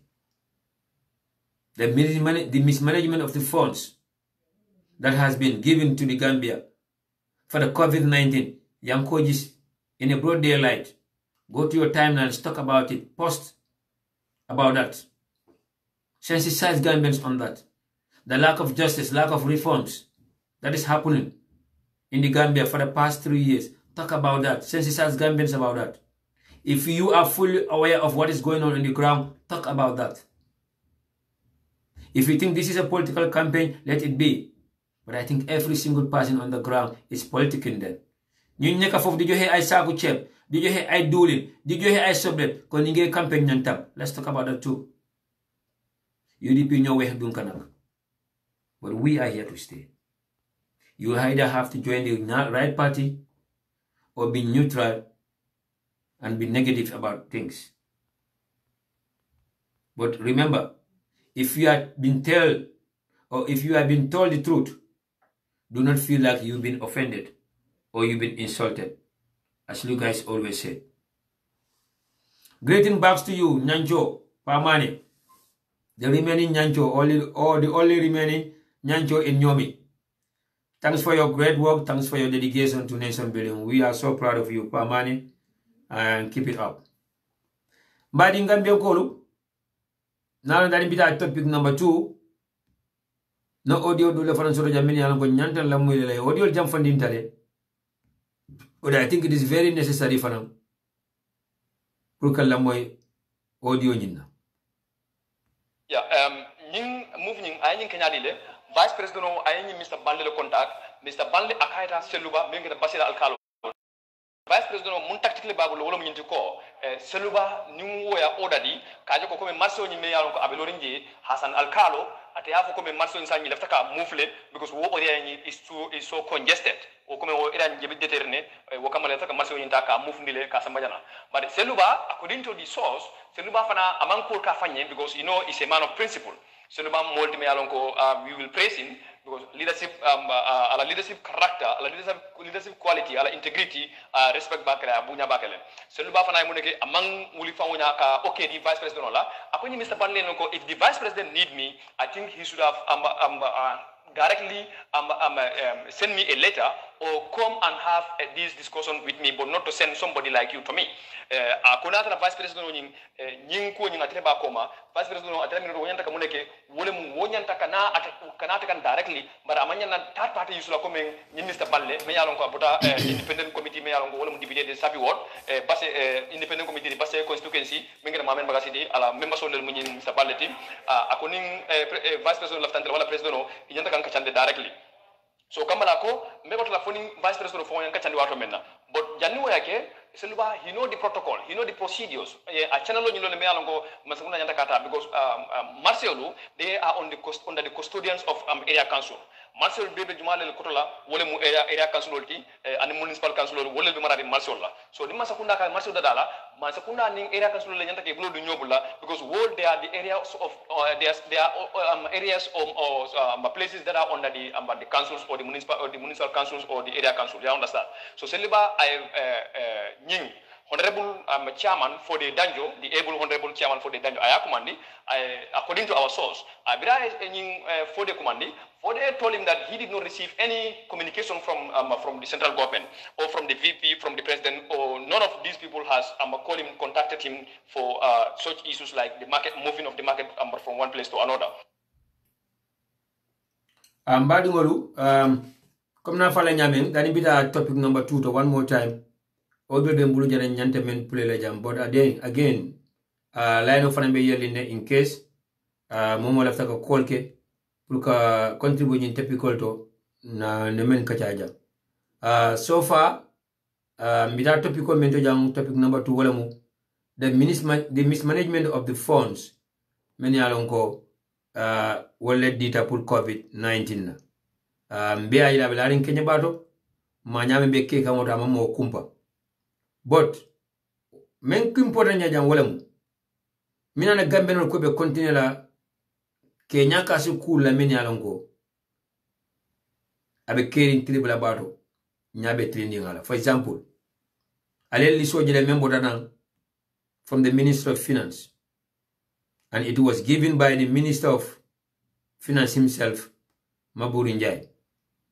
Maburi Njai lisol mendi, mbadi Gambian Kolo, mbenya ba lisol la naliaje social media tole.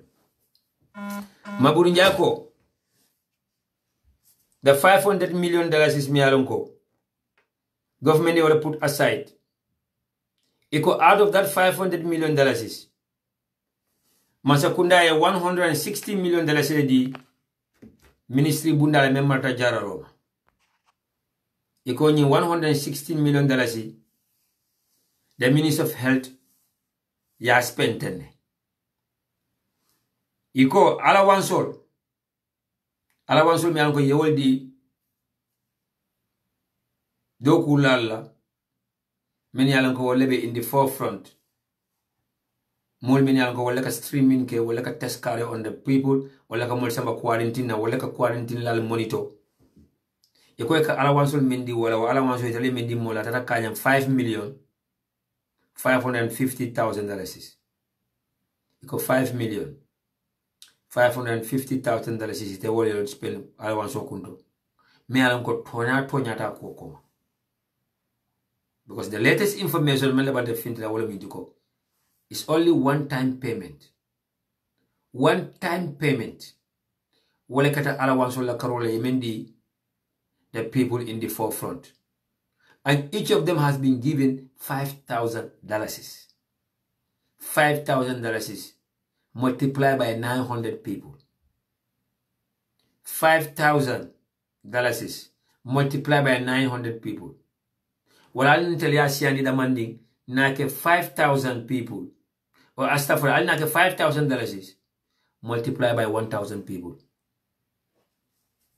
Badi Gambian Koro. A one-time payment of $5,000. Yewodi mole many alogolebe in the forefront. Ya dila dali loben fanka wo time will pataka protest. Because a key in the forefront. Some of them a key to the high risk level. Dole to the medium risk level. Dole to the low risk level. A key je puleta. Dolbe airport bundalto. Dolbe na port of entry men kam to ko bodalto. Dolbe a leptanolto. Dolbe quarantine sector soldo men kam to hotel lindula dolto. Bilwol ya tandiko ila salary kawla ta ka pasol jo suta tri ila salary sikol ta ka domorol sam ila salary kol ta ka gloves on information pour que fam protect wala ra kam fay ko be protest kala wo time we running payment on to men kada $5,000 a one time payment. A one time payment. Wala allowance men kadi foni kadi mo la men be do ko la at the Ministry of Health and department on into it. Wala at the medical and health department in Banjul did. But when we in the forefront, only one time payment of $5,000 is all detail as in Kilimoko. So saying Maburu Nja according to him ako $5,550,000 is all do allowance all kundu.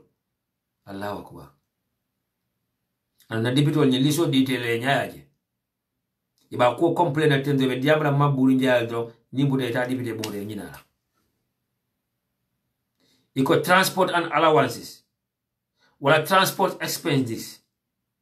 Iko transport expenses $2,325,437.87. $2,325,437.87. And niko transport expenses wo minta munela. Wala mpasol pour molie moto ta ina. Wala gasol men kasaka ka moto ko. Wala transport expenditure tinti.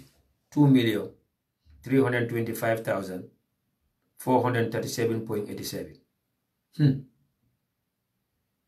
So nata ko wala ka jo pasol kunto. Odo moto men santa sa moto samole. Kasi mbenyi lono ko ye moto sang. From 7 Madi and Sons. Moto ye cost $12,800,000. But at the end of the day, from Motobe Masakundabulu, from the Minister of Health, from other Minister Bundala, Motobe Bijur Mariburu. COVID-19 is just a period of time. Fonita Motokutola Lava.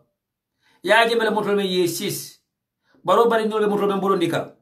Baro Doma Bulli Baro Motobe Burundika. Animo Kotamal. Ekamotobe Maimuna Sisenyola. If Motobe Dika a Fabu Saranyoleje. Motobe Bedika Lamin Tunkaranyoleje. For Moto Yandasan Alaba. Wala sabu gambeno tebe mano da malsorola mani jaro ibo da mali no gambeno mani jaro ni jabol ni tulo bol no gambeno. So $12,800,000 iko itele wala spend moto kundo moto jelu fo moto nanne ba fo moto lu amantambala pick up sol iko training according to the information me so janu nakacha kanyu njande. The people who are in the forefront, they were not trained. They may train. This is why even the test, they communicate, the textual become correct. Near textual come more come. Near textual samba MRC ko textual resource reject, you can have textual man better. The personnel in the forefront were not trained. Nothing. To nyata ko may train. But right now, according to this report, Iko they have spent $41,250. You will spend training kundo. Or the near train for me train ku. Ime train ku. Why near train? No will textual carry molka. Nin textual tada MRC. Ika textual in this reject. Iko food and food services. Domoro Carola. Domoro Carola iko $359,850. Iko they will spend okundo. $359,850. And unte akacha akajanano, according to information, most of the food that these people consume are donated by philanthropists. UNICEF, UNFPA, World Bank, wale be donate kam kodola, joramol dola, anu domoro be men domo kan suta tili. So you know domoro men samara yasan jumale. Iko medical and hospital equipment. Naba nyame itali yanda kodu jama men spenna. Yanda kodu spenna men kunto baki itali less money spend wala kunto. Akamtale bilina budget on infindita. $695 million plus was allocated to the office of the president. $141 million plus was allocated to the Ministry of Youth and Sport. Dulal men kumaya teka kodi ndi spend wolto. Dulal men kumaya yufuni ya falbe dame iko kodi ba spend wolto. Naba nyama medical and hospital equipment kodi jama nyata spend na wolto. PPE sol, the personal protective equipment sol, gloves sol, mask sol, hand sanitizer sol. And ku jaman mi anko na doctor na nyosol be sula la wala. The people in the forefront be sula la mena. Ndama millions of dollars yata spend na wala kundo. Anide. Motol, alawansol, transport expenditure, you could buy spend wala kundo. So when it comes to medical and hospital equipments, you could only $352,000 you only spend wala kundo. Badi ngambi ankoro. Iko hotel accommodation. Hotel accommodation for only 14 days. Amanka karoti de. Amanka tilimwani lubiti de. Amanka tilimwanti de. Only for 14 days. Hotel accommodation all. Iko $14,375,686. Hey, $14,375,686. Million tanin nani. Ike wole spend hotel accommodation all for 14 days. Oda nyina hotel jeleta. Jelle spend ta hotel kunta per night. Ni bena kodo batra domo la tenne. Nte kuno leje. Ni mpata na abule no makotenga campaign la time. Ni bena kodo ta ka fusul fasala ten. $500 million will go in a thin air like that. Unko $500 million be yeman na fonye kension kono tenne. Not only $500 million. Alal fanyininka the other $512 million la European Union mendi. Badi ngambi ankole alal fanyininka kotenke about the $12 million la I think said mendi. Badi ngambi ankole alal fanyininka another $10 million la which is equivalent to another 5 mendi. Nakodo itarate nakode. Bari mbiye kumoka konka fale nyame at the end of the day. Mbiye kumoka. Badi ngambi ankole nyinko they have put the amount spent on fuel. Eco fuel and lubricants. Fuel. Fuel. Gas or essence or lubricants. Wala gas tankol. Fa ane malemba. Fa plastic malemba. Gas tankol. Wala gas o bekele menkoro. Anin gas o famo. Eco $600,000 is more than $500,000. You all spend wakundo. What a sign. Nim purchase of fuel and lubricants yoka fire or the transport expenditure today. Transport expenditure. Number in gasoline ni essential in the okay, fine. What is the difference between transport expenditures and the purchase of fuel and lubricants? And on the deputy list. In fact, this list was handed over to the members of the National Assembly. Iko specialized and technical materials. What are the specialized and technical materials which might be different from medical and hospital equipments? Nama nyiname da male angale kaumwe. Nama nyiname da male ala worsol minta munela. What is the difference between medical and hospital equipments? when it comes to specialized and technical materials. Because most of this medical and hospital equipment could be referred or could be categorized under specialized and technical materials. So specialized and technical materials, they just spend $3,611,940. $3,611,940. Office expenditures and impressed. Office expenditure, wala office wala jorangol, bugol, kalal, pencilol, staplol. Fawal menyeta sana. So office joral may use in office at the Minister of Health. Office joral may use at the Minister of Finance. Office joral may use in their various offices. Ito office can only use so they need brand new office equipments. Siramol, penol, pencilol, tipexol, staplol. Wala de sana kotenge to fight the COVID-19. What about the purchase of condoms? What does the purchase of condoms have to do with COVID-19 or coronavirus? Wala sabun kali ko because of economic sojero no besiri ngambe ankabi adam baro kata de gambe ko besu nyaro kele tilibula ba ate kuno laje benya pinka on kele tilibula ba ate kuno laje nan mamade ekwas beja but at the end of the day mbe ko ngoka ni mushindi we men kafu ko be campaign ke kan UDP re ani modol men kafu ko UDP ko le be diamola mbe ko kan jata le be Gambia. Oh ya Maria Masala yangi Gambia, that's what you said. You are eyewitness to everything that's happening on the ground. Thank you. But ask yourself whether only UDPians are the ones suffering. Ask yourself whether UDPians are the one paying for the price. Ask yourself. For now, be I can start on a suffering from UDP bang, NRP bang, GDC bang. Ask yourself, for those of us in the diaspora talking 24/7 for the best suffer kandaba. Mashallah, alhamdulillah, we are not suffering. Namun dama, namun dara. But we love our country. We love you people on the ground there. And we care about you people on the ground there. This is why we are talking like parrots. This is why we are talking every single day. This is why because we care about you guys. We care about our parents, our grandparents, our family members on the ground there. Because we are proud Gambians. And we will continue to be proud Gambians. Gambia rek lañ mëna titaro, dañ mëna titaro fen. If I'm an American, somebody said we will still be proud to call ourselves as Gambians. For rek lañ mëna titaro. This is why we are talking like parrots. This is why we are campaigning. This is why we are talking besun denay di meti. Have life because we love our country and we care about those of you on the ground that are suffering every single day. Do lañ am ndox so lañ amé ndox courant du am di nga dem hôpital do len faju you will not have best access to better roads to your houses. Nawet baa ngi is just around the corner. Ku febar nga dem hôpital ñu jox la paracetamol.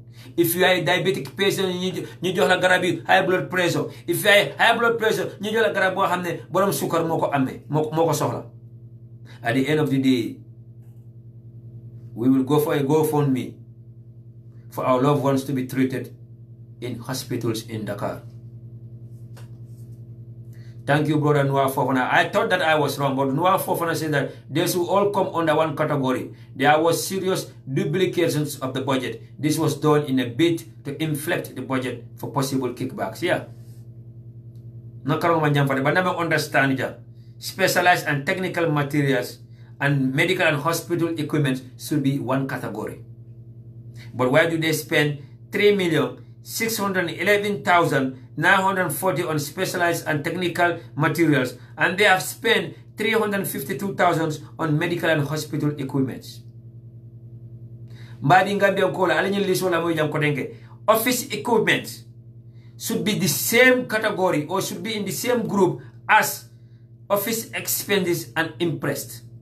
Office expenses and impressed and office equipment should be on the same group.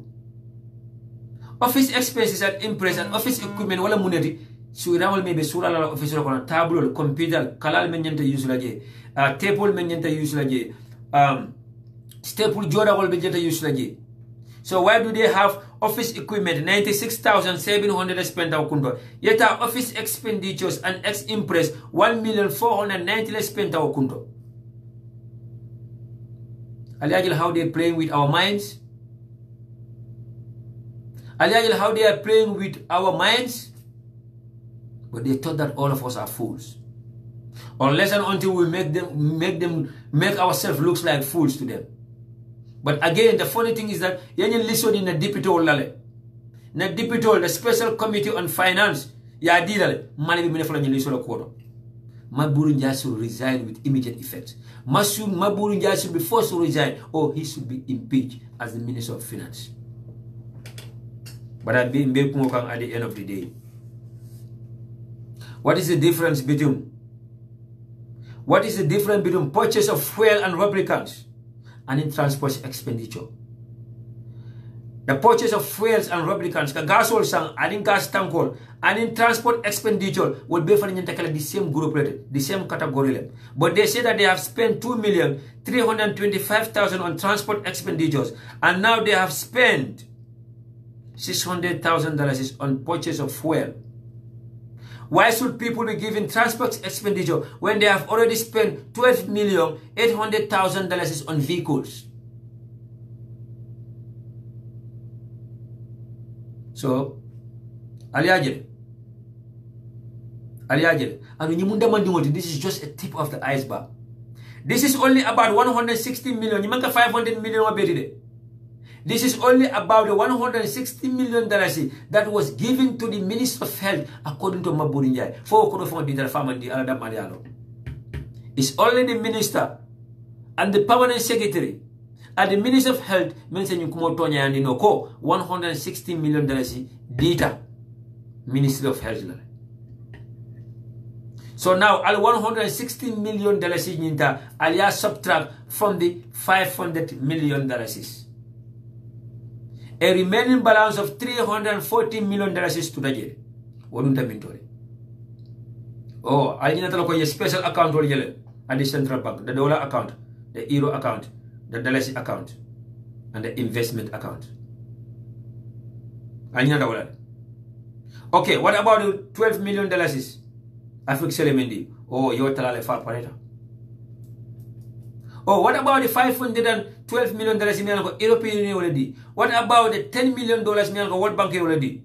World Bank $10 million $10 million is an equivalent of $500 million. Sign $500 million from the World Bank plus $512 million from the European Union. Wakatajeleti $1 billion. $1 billion and $12 million. That's different from the $500 million the masa kunda boni from the reserve to. You can get kama flash in the $5 million World Bank yadi, what I mean $500 million they come kacha. No. Masa kunda $500 million boni na reserve to.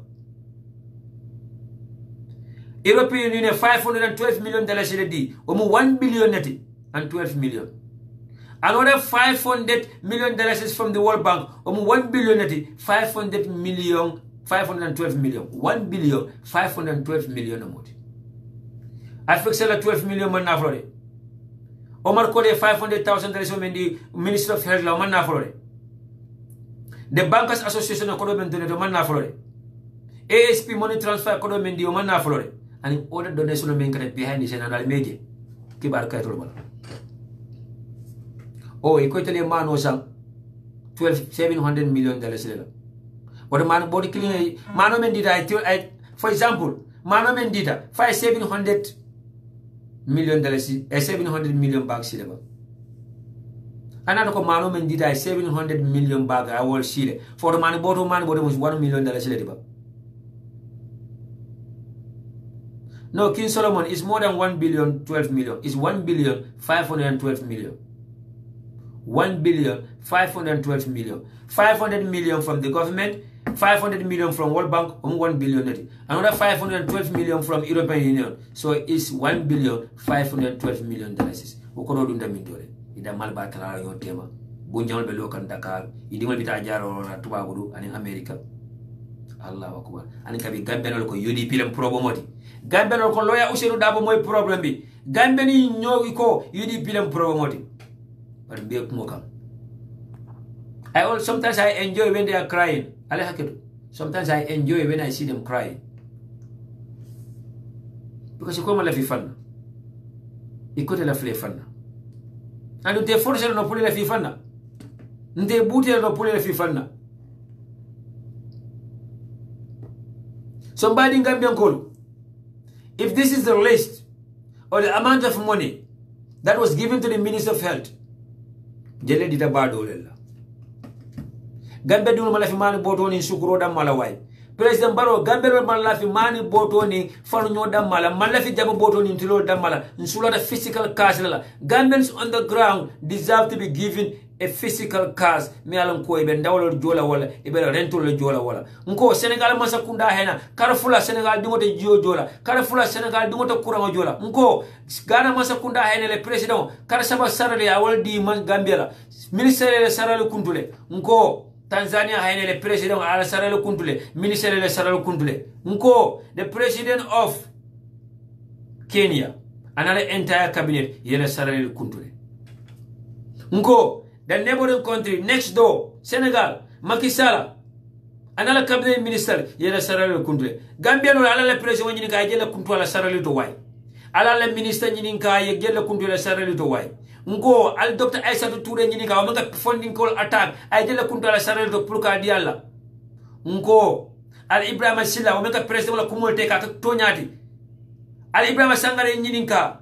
Al Ami Boya Sissoko nyini ka. Alpha to Sise Ninika, the ambassador at large, all the entire cabinet members of Ninika, Yegela Kuntula Sarado Gambeno Sadai, Ikoiko, Fisabilillah, Lilla, or Sulalata.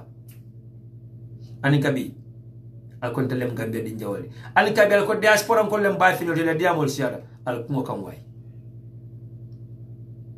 Biding Gambian Kolu, I'll Wooly, now is the time or it is never.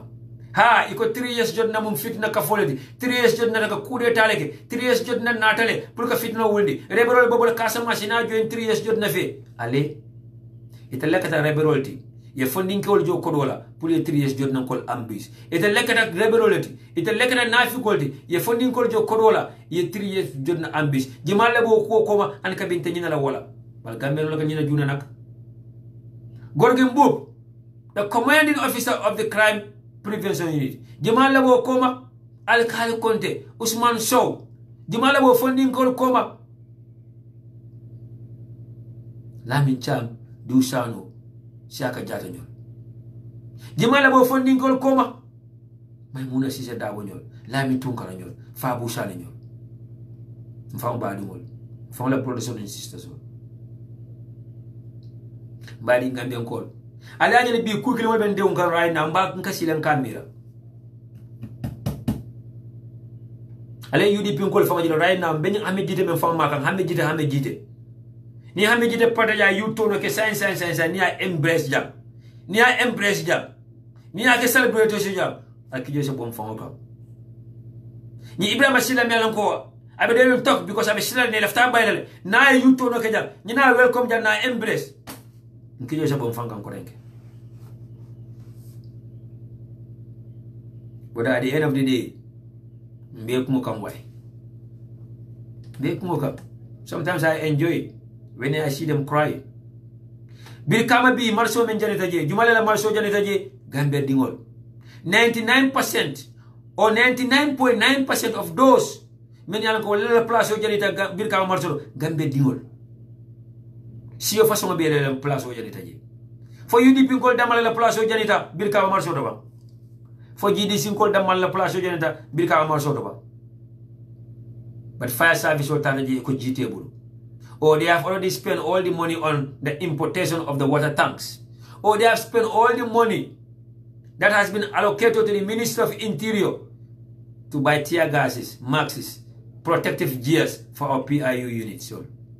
Or they have forgotten about that ko Gambia police force wolenta uniform kendol dunnale yanta moto kendol sotolal nko yinata loko na fire service wolenta uniform kendol dunnale yanta sarade kendol sotolal yanta munekela fire service stroke kendol yanta wala sotolal. But at the end of the day Gambian ko UDP ñoy problem. Oh, at the end of the day, pandering back ko UDP lang problem. Oh, at the end of the day, DSS call the so-called activists ko UDP lang problem. But they will not ever talk about the current issue. They will never talk about the current issue. Oh, because UDP have departed or cited parts with Barrow. Now UDP are divided. They will be all over Barrow. Because UDP more some problem. Because Lawyer Dawo more some problem. Because the leadership of UDP more some problem. Mbadi Gambian Golo. Hey, men be diaspora. Foni sasa belari men kande. Men be diaspora. Foni men sombo kototare. But men be diaspora. 99% of us namu dama. Mane namu dara. Then they tada dinela usim gana wimbanda. Mbala fata tele atele be underground. Al bala file fire away. Mbakelo ke ka tele la. Al kelo kal fire away. We care about you. Then care about yourself. Hey, atele be underground. Ni kumo mandiale haketu. Bala la fal fanna. Ale al dema. Al fam fasa. Ale al fasa. Nana biya ba falo ko sanaya datili Gambian ko la anide nal kanole mbala fatale and we care about you guys. Gambia is the saddest nation on planet Earth. Gambia is the poorest country on planet Earth. Gambia is the most backward nation on planet Earth. And Gambia is the only country in such a sorry situation me alongo you'll be shy to call yourself that you are a Gambian. Yes. We are Gambians, and we will continue to be Gambians. But this is the fact. Mbadi Gambian Kolo. The National Assembly member for Upper Fladu West, Menketa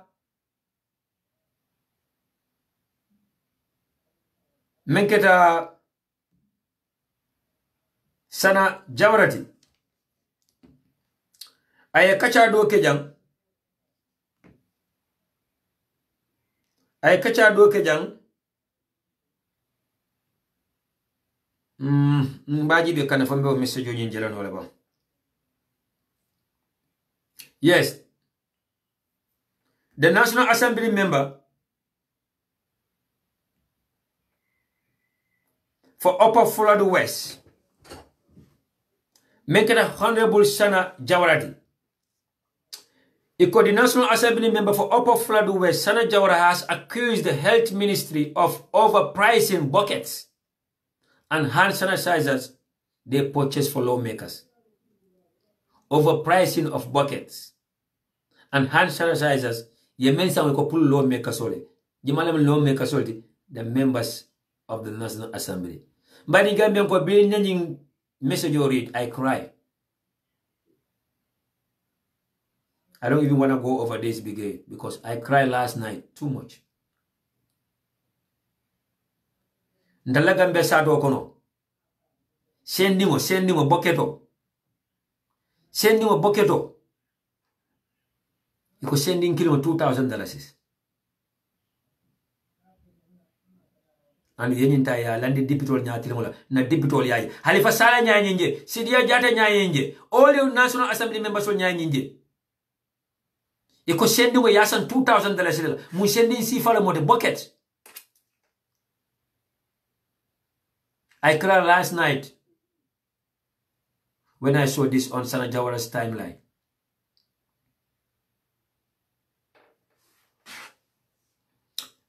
The health ministry reportedly used $3.2 million. $3.2 million of the first $12 million of the COVID-19 funds to procure buckets and sanitary items for the National Assembly members for onward delivery to their various constituencies.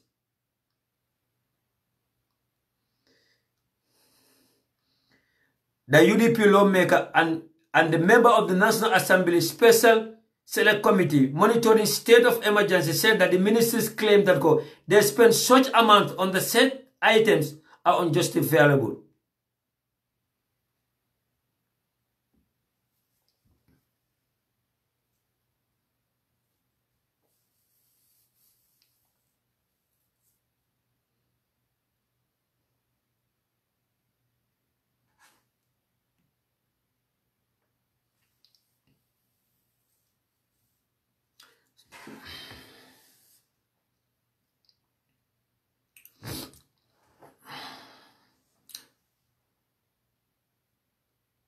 sana jawra mena fo ja ko itele sendingol sang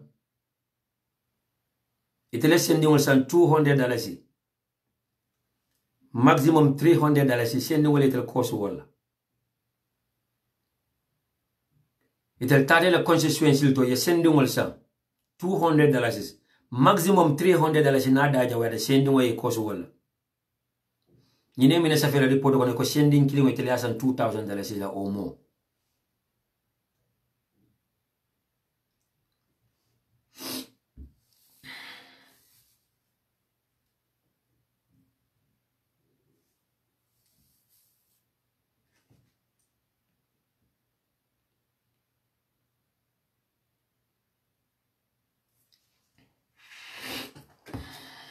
Allah ketumbali.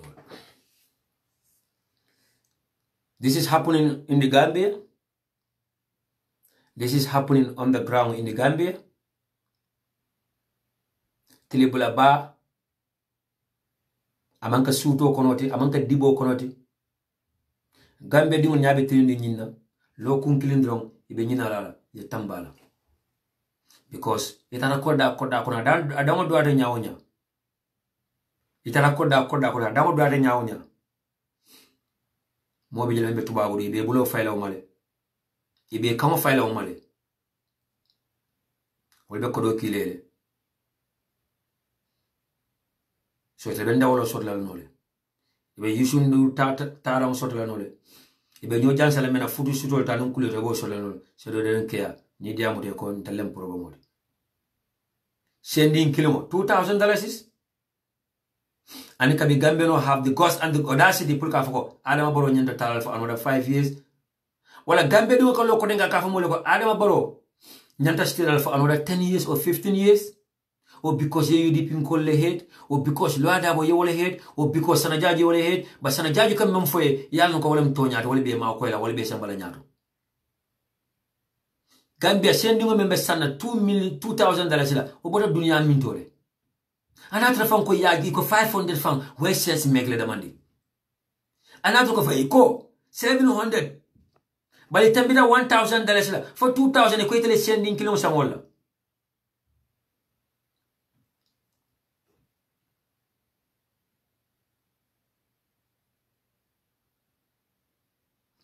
Sana jawra na demina fojako. In fact, when we made our calculations, we realized that they spent less than $300,000 on the bucket. They spent less than $300,000 on the bucket. But it tell me for Maburinja na la mole minofo, President Baro na la mole minofo. They have spent $1.9 million on hand sanitizers. Sana jawra ko ate kundingo, ate sana jawra akwa kundingo, ate he received about 19 hand sanitizers. 19 hand sanitizers. Ate wala receive. And some members receive 0.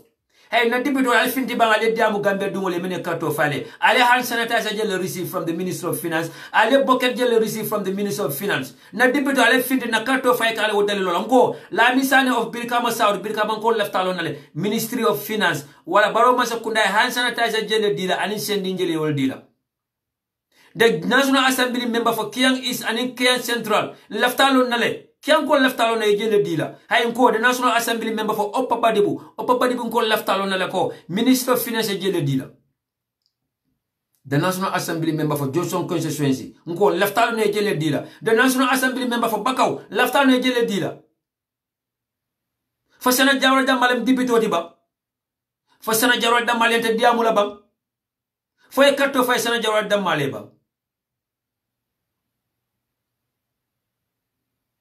How can one bucket of water, one bucket cost $2,000? It can now take a kaito bala. It must say, Mamma, you can kaito take a dipito.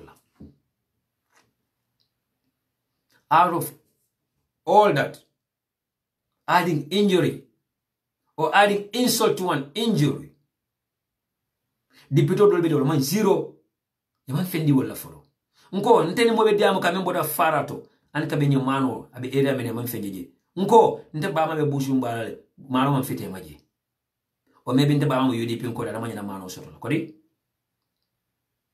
anado ko bama ala UDP kaya ba sabla ata mano soto la doyna sek inshallah abe balula men ala ma diwol fondi wala bara hanta soto la a deserve banko dungolem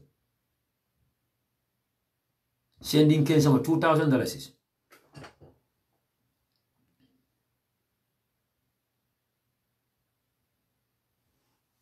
but sana jawre kuma kilin foja ako his committee is preparing recommendations to the National Assembly. Ako preliminary committee who will review and adopt the recommendations and recommend for further actions. I hope after the Damaro. I hope after the report on Damala. They will put their words into action. Ako, but even if the primary committee or the preliminary committee fails to take actions, the Chief Justice will come into play to constitute a panel to open inquiry into these issues. Sana Jawara argued that the overall government response to the COVID-19 has been very poor. Ako, what we observe is that there is no proper preparedness. There was no lack of preparedness. The Gambia government plan mental for the COVID-19 that plan was extracted from the plan Yemenken during the Ebola outbreak few years ago. Your plan kilometer draw, your few dorsal connect the draw, you all use. Plan on you validate. They went ahead with it. They observed that there was no proper preparedness and coordination between the executive members in terms of enforcement of the COVID-19 regulations. There is no training for the people who are supposed to enforce these regulations, and the implementation procedure is wrong because the two institutions identified to enforce or the side. What report on trains? What report on trainings? And until 2 weeks ago, or 1 week ago, the people or the personnel or the people that have to be in the forefront were not trained. And but again, the expenditure may ya bondi yemendi National Assembly members spend on trainings more than $500,000. Over $600,000 will spend on trainings.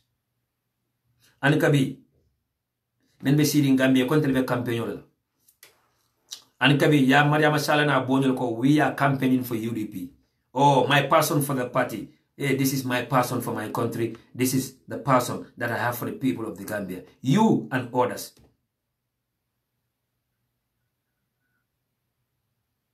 Yes, Mbadi Njumalamu.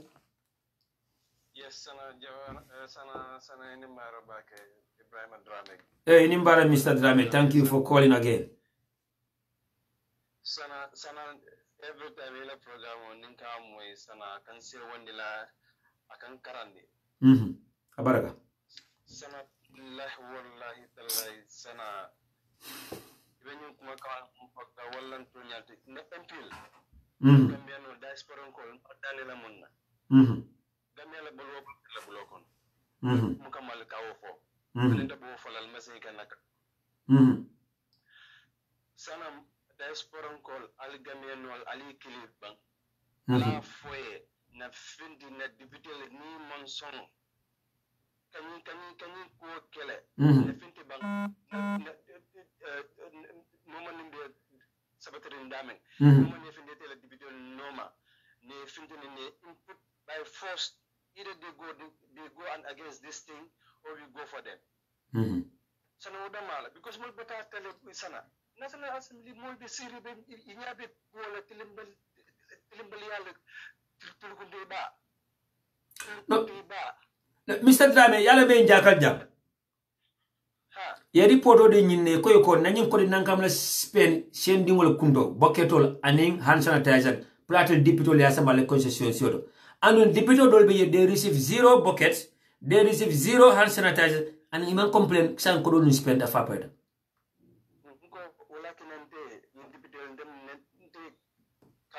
years ago, Taman Hani Koblo Soto in Dipitel La Carol.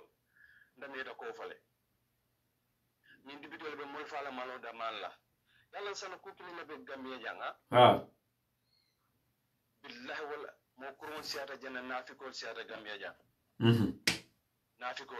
nafikol mun yalon a jarite ka gambe tinya wala jarite tel babalula kata ka si ko sin duma kata ka dumol la sol ko sutol ba wala kilen di lela ba wala fula di lela o te tasamal hanit lokon kilen gambe balwobe nyame nyimira gambe balwobe nyame gambe jabitulo foire hani foire mun ko foire talulo fam natata marché talulo fam ka fe soto so kon tuma ite wala kilen ya wala fula di tala donc ite banko to tinya ko so fo wuli fule bu mundi de tele ite nyabe to nyala prete de to nyake ta fala sana beta na fala munala so musini ite te mire lo kite dimbal la soto ilo dimal so musini bo la to la bata ko na ja atal be nyun kilo min be kaka fa ya mere mbake kan telefon le mbake ka purin dimal le purin dimal la soma mo la nyininka bari bitulo gambe no mantari wo jeka itam bi kulin bitulo nafa kulin ke nafa ital bole jibeta ani ma nyano kala mol batat mol nyine kala nyaaje ko yaaje me ji sana ko mun ke gante ngani yaaje me mun ke gadima la tamita mo nyon ba sa yaaje me la sanji mo am mun ke baro la sanji sabo baro bole ke kam ko mun tamita yaaje mel yaaje me ba ya nafa le ya demel bayo sai anafali dogun ko ya mele kala priyaje meji ko alhamdulillah na baro na tana pray nyaada fita nyaaju fitan baro la font tambite yaaje mete sana ndale ba fala ibrahima drame ndale ka fo baro la font tambite yaaje met baro kuma kawal mum fo mole campagne ko no ani baro barata mun la bitiro manka kile de sangani banko sana ni mira bitulo ni nata ni ba gambe banko ko moma ni ninka ani mun ko lack of preparation you ka authentic and is something true because of ni akinda mo jamal be gambe banko kam bi makal lañu covid-19 covid-19 ni aje makala because of ni lack of preparation mu yalla abiji because of wala kene mon makala nko ni men diamuda from the Minister of Health. The person has been working at the Ministry of Health for the past 28 years. And he's one of the people in the forefront. So it's from the horse's mouth. Ako believe kumoni yamo drong from late January kata early February nyunkono. And in Billy yamo kwa the first case came to Africa. That was in Egypt. That was the time they were tasked to prepare a plan. Yeah, the plan will be extract from the Ebola plan ye menkeno. I ma validate for you okay na plan on you use drug. And the personnel were not trained. Ebola do mana kayende. Ye bank allowance will dira. They were given one-time allowance of $5,000 for 900 personnel. So it can afford ye just spend on allowances millions of dollars. Sana nko nyil mutawonte wallati. Nyil mutawonte wallati because of kora mantar gamye jang ñu kora dunda ñal ñandile molla mo gamye nol ma ñinati na molla from abroad wala naka dunda gambia yes sana ni sa ajibe de yalla don sa le planul de fuel kana sana ajibe last week kana this week ajibe covid-19 increase ta ñame ko cases will give increase ta ñame. Oh, for your information Mr. Drame, Gambia don't believe that I mean believe Gambia, you have more than 1,000 cases of COVID-19. More than 1,000 cases. But Gambia have more than 1,000 cases of COVID-19. There are Gambians who are refusing to be tested and they know that they have COVID-19. There are Gambians who have it many along yalone abebala inila family be siri ini kenyo be footballer doni musunya be footballer abeji.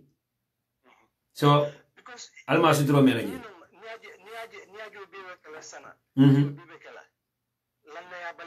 Yeah. Yeah.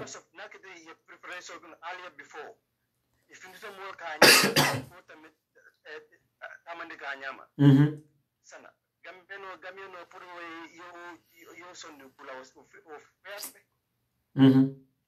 Of fairly. You can move a son loco, you go on Tonya, at the name in the Kerin. And it be more coming, coming photo, Molkaji Bafala, Molbaji Bamoyakan. But the Dolby Honey bee will look at la Walla. Snagin Kuimkala Kuala, and if in the Sabio Konia more given, if a tan in Nala Yamming, then doing your Konayam Marcel Kono, Pitcol Kono, Sidalto, football field, honeybee Dolby Kirin.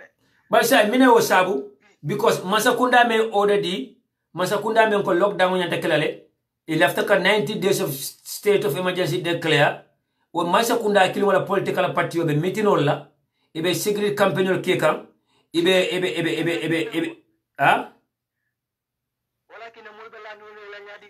Thank you. So the funny thing is that for now, ye Marco Rosika Menkara Max Solti, hand sanitizer sol, then they call Yadi Senegal forces sola, Yadi Equa soldier rolla, but the Gambia soldier in Gambia police or body. Yena no soul in a doctoral body. Yellow will malam in the caring follow, will be Jelawato Wati. Sanandel Benini will be Jelawato Water in the Misada.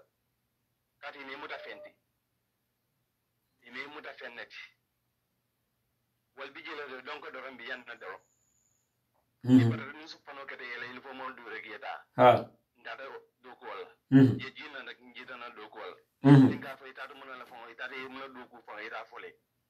Munabe Peste House for it alone. Yeah, because I spoke to a worker. Yeah, I spoke to an individual Mealongo is in the forefront. Ako the first response team, when Wilta Puli, well the first time when it was declared that ko mobile na 4 minutes of mobile na the first victim born na Sadi Jumala Mena na Gambia. I think England. So it could be England.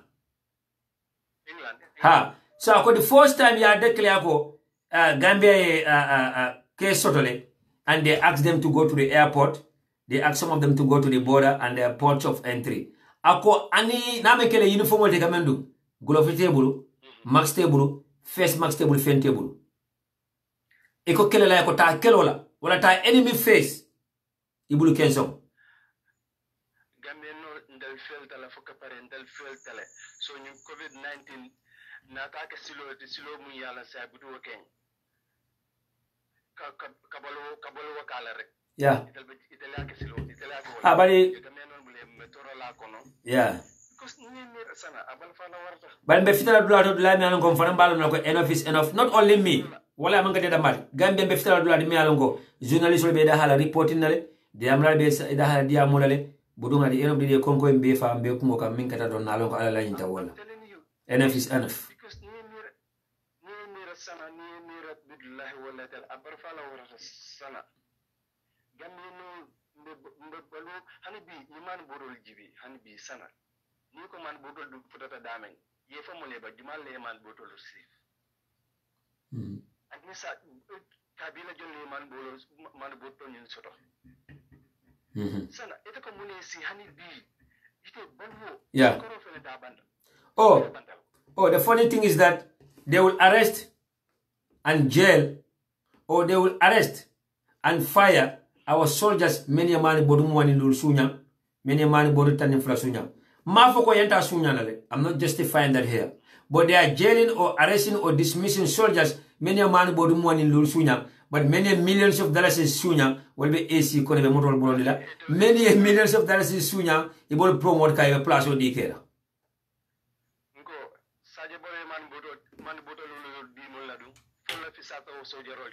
Thank you. Thank you.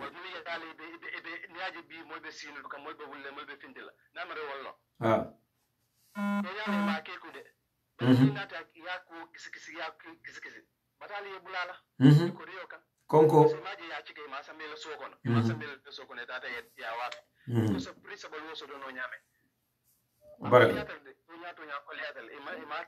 Yeah. Yeah.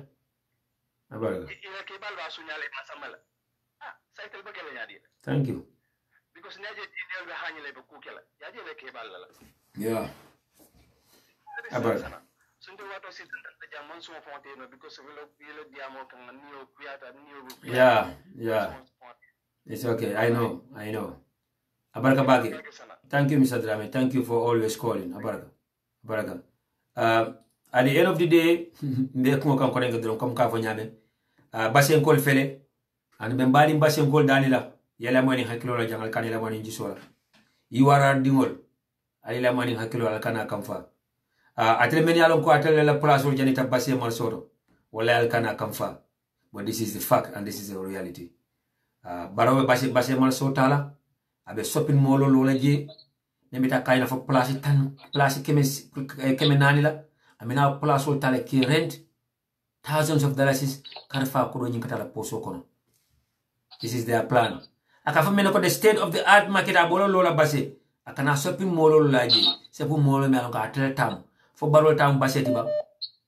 Fo barol tam base marso tiba. Bari ilafta jara tuji mala alkalo sefo ani nya donkol. Ni wole already draw base dun sa fo alkalo la nyimfo sefo la nyimfo. Yemen fo to nyala alina songal. Sa base mo marso. The traditional market for the people of URR, the entire URR, the biggest market in the entire URR. Iminata la shopping mall keje akana pula sota ka kin rent mall. Na ke ba to dima. Ini mbara salantala mbaxilom. Bax, thank you so much. Ndabuka call ke no body no. I think right now tending sign cool use food at a situation momento everybody Gambia Tengamere Dolbele Nyanta Kawulisa to talk about what is going on in our country. First of all, Beten Lambe Jaila, Albedo who can do UDP TV and media. Abaraka. Me konton nambe jara konton nambe hadi demba konton na kekendo balbe konton na Abaraka. Thank you so much. Banku din kendo ka market Abaraka. Barna dandalaro nyimbita Senegal Senegal masakunda anin Senegal din kendo The reason why I say that near Jibe ya jembela wato Senegal masakunda the way ya jembe tarte kang ini mira Casamas ni Senegal temora Tamo me alon ko ya jambe ka rebelol supply jora online Gambia din kendo bela wulta pour ka je ko ya jambe be men ke kan amanka kut me alon ko abette ata nyim banku fulul tema So but na concern moment Makisalla ka interfere Gambia la ko nyamen ni ajibe ya jambe la wato la Gambia di won nyanta me understand na je e ka fo men na table turn because ni ajibe that time Gambia la situation Senegal la situation no be nyama nin ka sama Gambia din kendo be wulta la ka je ko komsa ko ya jambe be men ke kan manken silod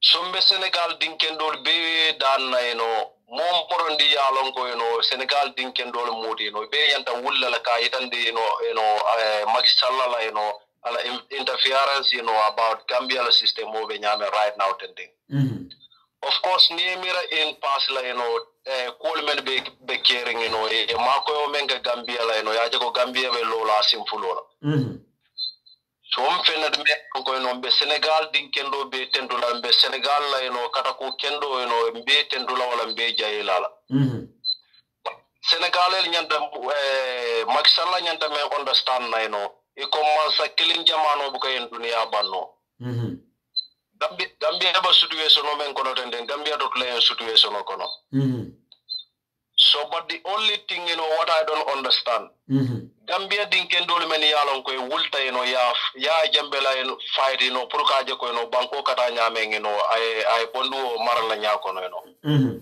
wo din kendol where are they Gambia situation over nyamen tending ni ajibe kodo men dunta Gambia banko kan Gambia is less than 2 million people ni ajibe kodo men dunta je Gambia ding ning ayatra ana atre ba talala la fango Gambia dingo kodo momor ni nyanta men sotla so bare sana na banko be situation men contend right now tending is very very sad It's more than sad. Gambia sort of in your heart, Adam Barrow is not there for the Gambians because Niajibe diaspora, wala keta murme along yanking is samana. But the first people Adam Barrow menje kumusa wala mala enemy is diaspora. You understand? Yeah. So mbe Gambia dingo be mbebe hakilo bulan lanyin this is the right time. Ngaje ko nyimasa kundanye nga ending kala because Gambia katanya meng abukata ku Yeah, it is now or never again. Yeah. It is now or never again. Yeah. So and before me for a certain situation, I think Gambia dinkendo be nyanta jela ko political science and the manyana tala political time of found be nyanta lola munala wala munyinte nga menkela malla fim menjela na banko kan the same thing wala be murkan na banko kan me alon ka be tambila wala Exactly. So mbe tendula mbe jaila wonde internal mbuka ko lika fango radio but I think right now it's important because ni ajibe Gambia mul many kelo ke pour ka Gambia bondi it's too much. Yeah. More than manga Adam Barrow ka foko mbelo la ngansi so timba momoro ndiye menga Gambia le kelo Exactly. So right now tending Gambia din kendo be yanta wulle ya ko nyimanka politiko Adam Barrow nyanta ka wuli nyin siranka because kula me alon ko anin Gambia dingol mayin agreementota sanji saba ngola fo Exactly. So barniaji be right now tending kul kata nyamen tending Adam Barrow manyana kala mod me alon ko anyanda katra siring in tema. Exactly.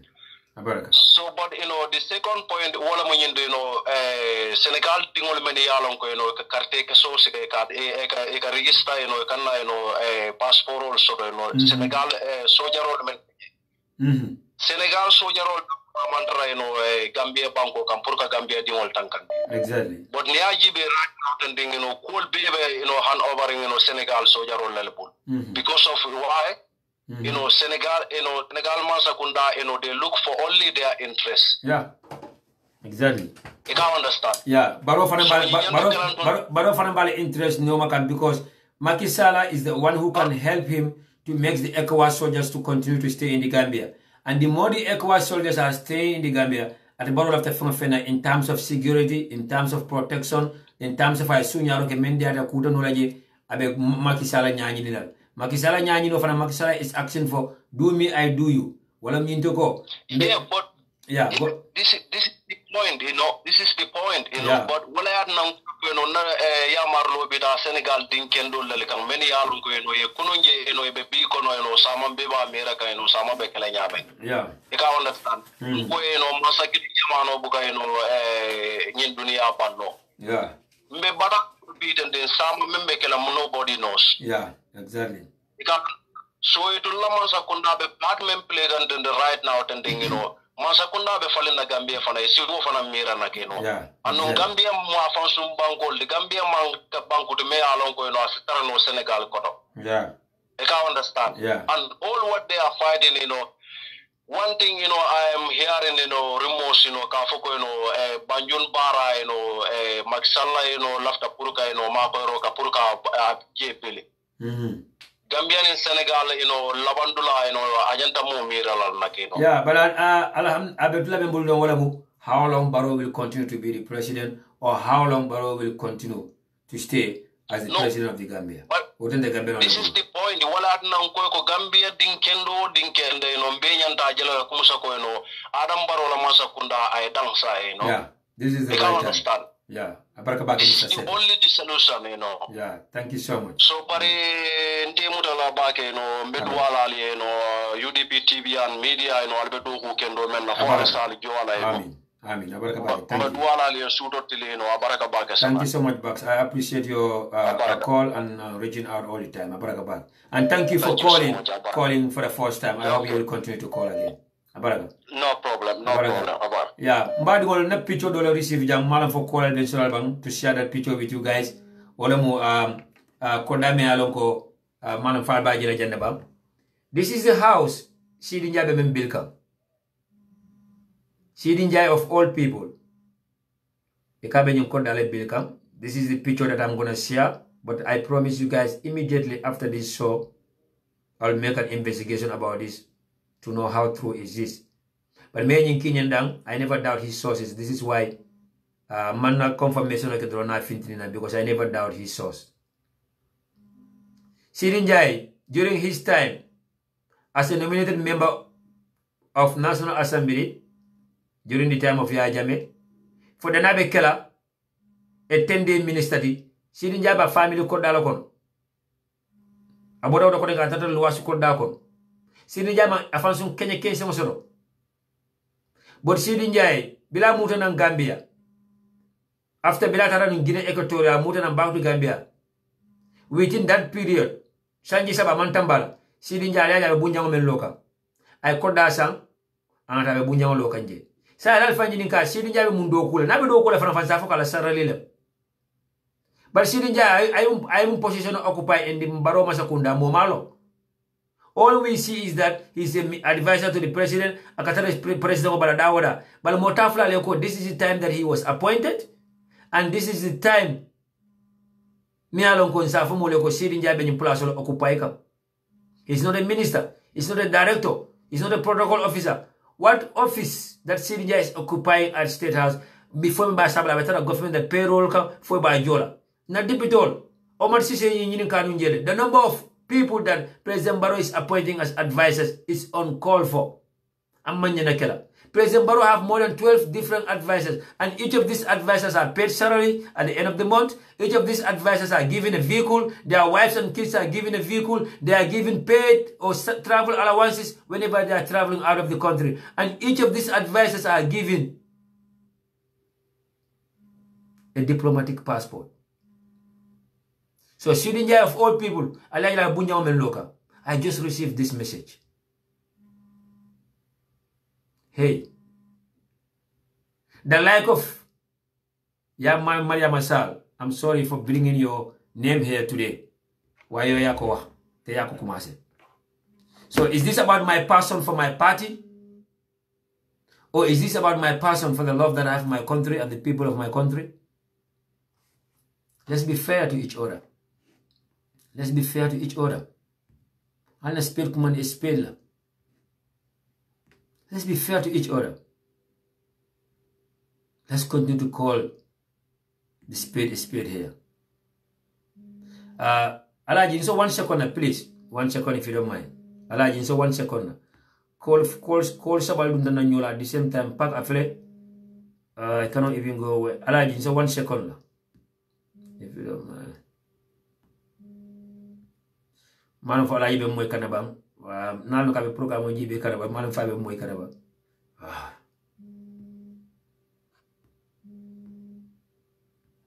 Alaji, so 1 second, please. So 1 second. Left the audio player. Yengi na tala benki na ni audio tata nyola left the audio in the player. Okay. All right, buddy. Inimbara. Numbara bakata kambaka alama ala yichu. Amin wa baraka bake. Thank you. Thank you so much. The program wala ko intel left to contribute about Gambia security la ma fa online, no? Ha. Because Gambia security will fengo fen ketela I fon le angania. Because Pilibe kala service manoti for police long for para la may yin ta yin la hidul te be Gambia diun le tankala nim Gambia banko. Ite mola individual kumu jubela. Sanji mwandim fula itarta men kono yajele. Fali munata ke Adamu Barrow disentina bolo fanan kekela imanna Gambia diun respect waka. Fen mo fen ketele telephone le adisab ya ala jara ala nene man sino de. 3 years funtita jani. Ibulatino maki mantora. Ka ko be kela bari tel manyilon ko kafo ko ibotam men kono kunu. TRRC to lota jani ko never again. Andi hanisa iman kawandi wala iman karan wala. Ibe continue la kaka so wala na Gambia security ndene mum bala fawe. Because none na brother arguments because no brother was service man before.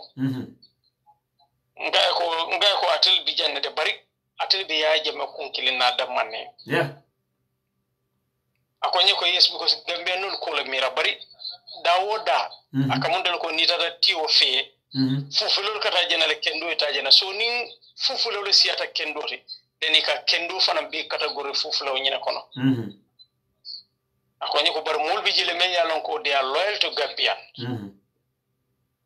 pari system olo me yalon ko altalo nola ngai ko hantalo nola because nga menjen ko la fo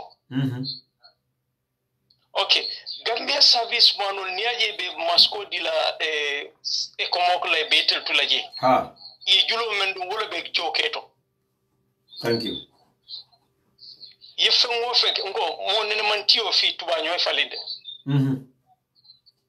ye julo mendu ala be joka wala adama baro fana be afana be julo nyi jolal he will dance his tune wala nambe sirin jang lafta kuma do fala biriyo fodron ko e ko sana bayro akun fanuta katu yemen fo amod jite bibila la na yu tontana kana UDP ha ibatel tambindila han Usain Dabo famta thank you nyin kan teddi min bake mo be sira bila alifa nene la be nen la suto nin tilo way jeki jeki rek kana ta lay be bira bo fala kunu fa me mira ka fa ko bibe sotala par UDP ko wo ma fon la de nyanta hakilo to la auto bake kato ite bulan dela alfa la bulan ko mo la foy sawo ko kanante apologize le ko I would not accept it bale ko iko number sol iko la fot ni afodo isa foko nko mo mondi yalon ko yela alfa kanule ni hani ya fenne fayda ka ke dibenne soko birka mo marso itel ko UDP la jani moto janita ngalo fane ba fala UDP la jani ndebe silandi de sana Gambe non kanata kan silo kandre ibalo kan malay fay kato ajahalo war bakata be Gambe mbeta kan nyamena mbe dun kan dingo kon hani sain ngortan jenola Gambe no kan dina nyamena o kante jahare bakata ano Gambe no kamro ko ada male badi ngosoto Gambe no yamada male badi ya fasa aduta jane farmara jawra bilna majang ala border cross kapeta atata baroya because akala system ko len ngala system ma na asan touré ma min janne baka wala député ala border na behind the scene aka message aka attack aka ne na dembo bay force ma janne abal ni wala si platform taka yenne sutatri iko ne balina ma na asiata le Gambe boy ye Gambe noji Gambe no ko ka yalante nte munata nte Gambe no mbuko sori je bake yeah komi birin sana sabal tata TRRC Gambe no be starta ko kuma no to sanamu hirolti sanamu nyinati sanamu layo no mati to nya why mun balon ka foko sana asiki aba fan ko vakanne ani but at the end of the day yaje momola sanama bala fanu wala sana me fa fanu sana me le sisi wala fa sana me horos wala me mo fala kuma la hero la the only thing I can accept from sana wala ma ina akon nanyin tele nan tawla nake mbal dani ala haketu ay tubi alay I men mantora men fada wal fada bele vict ay family men beje yol compensate follow justice serve sana namon soro ni sana sonta kata bunjawdo because of the crimes that I men commit na findita nam banta I forgive him ni sana sonta ya kiti nda itela bunjawdo because I molofa ni ya release am fa bunjawdo na findita nam I could forgive him the time is not reconciliation okay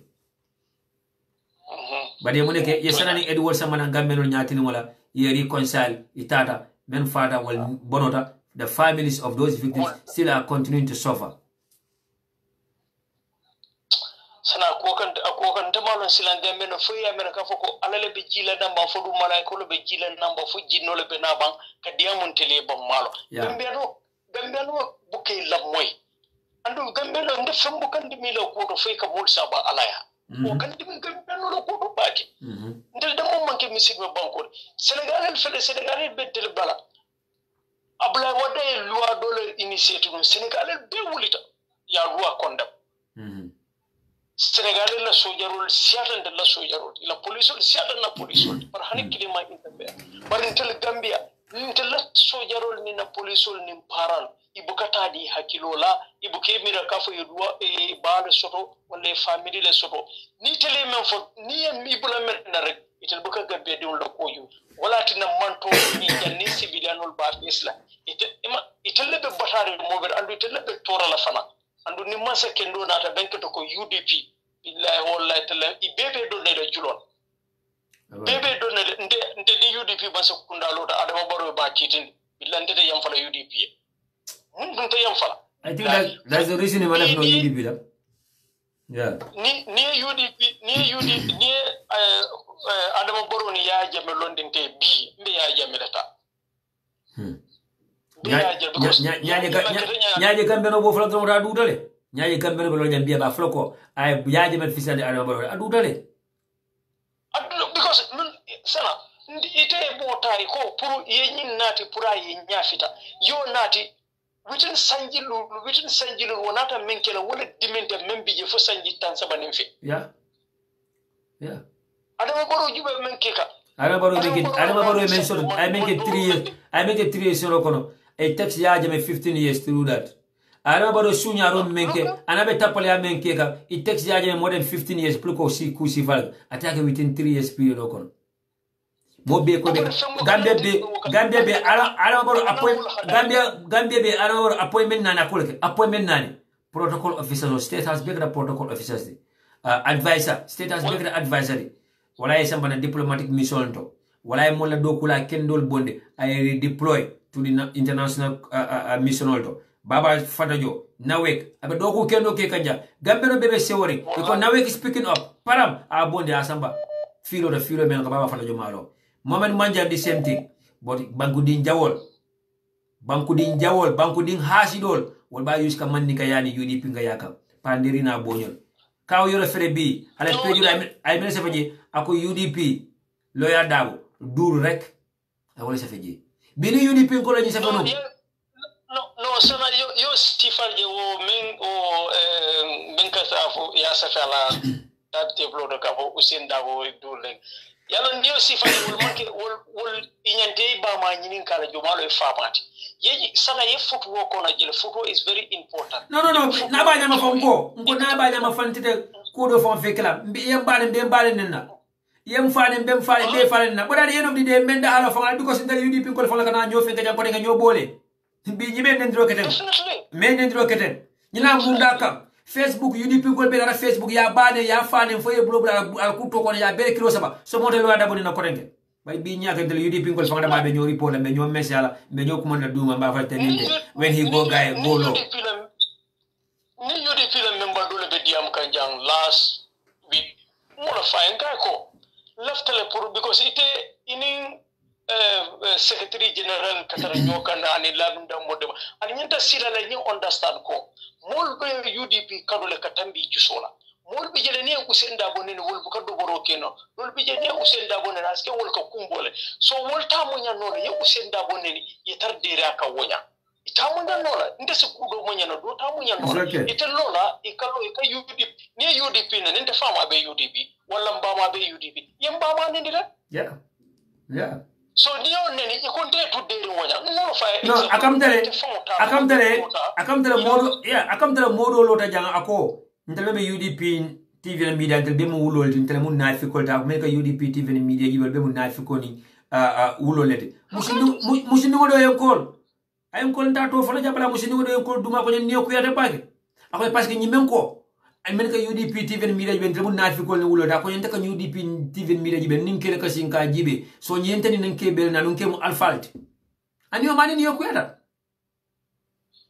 ando to ya no modi sana ya UDP mun la bije melano ko lonna lawa alfa ba lo melani sio tabeta sanji taworo wala so wol ni mo marul ni idiwolo ani barindiwol so ni mol kana si kalol beneni so UDP ko le na fo ko ngatu deri woka adibe ngal akamundala ko ibaramata moy asibota walla kan mun ko ta nin batir mun ko ka so ila dibe ko ko taki akoy kana munta so UDP la cabinet masuli nyanta nyi lo dala ka foko to nyano kat alifa inyanta ila korol ya mar la ku kendola baro ko ku fana ay dandula la soto de hani islamo memo islamo de ay dandula la soto te fama be UDP wala mbawa be UDP bar ma be UDP wato wati tebe bulalan tele kafol wato wati tebe bulalan tele kafol andu wo men ka bulalan tele kafola atele buka fofoya abarka bake bar not time people go. I have 10 minutes to go. Lamser Fofana and him brother Lamin Bibaro. I have timekeepers here, which I really appreciate. It's good that they're alerting me about the time.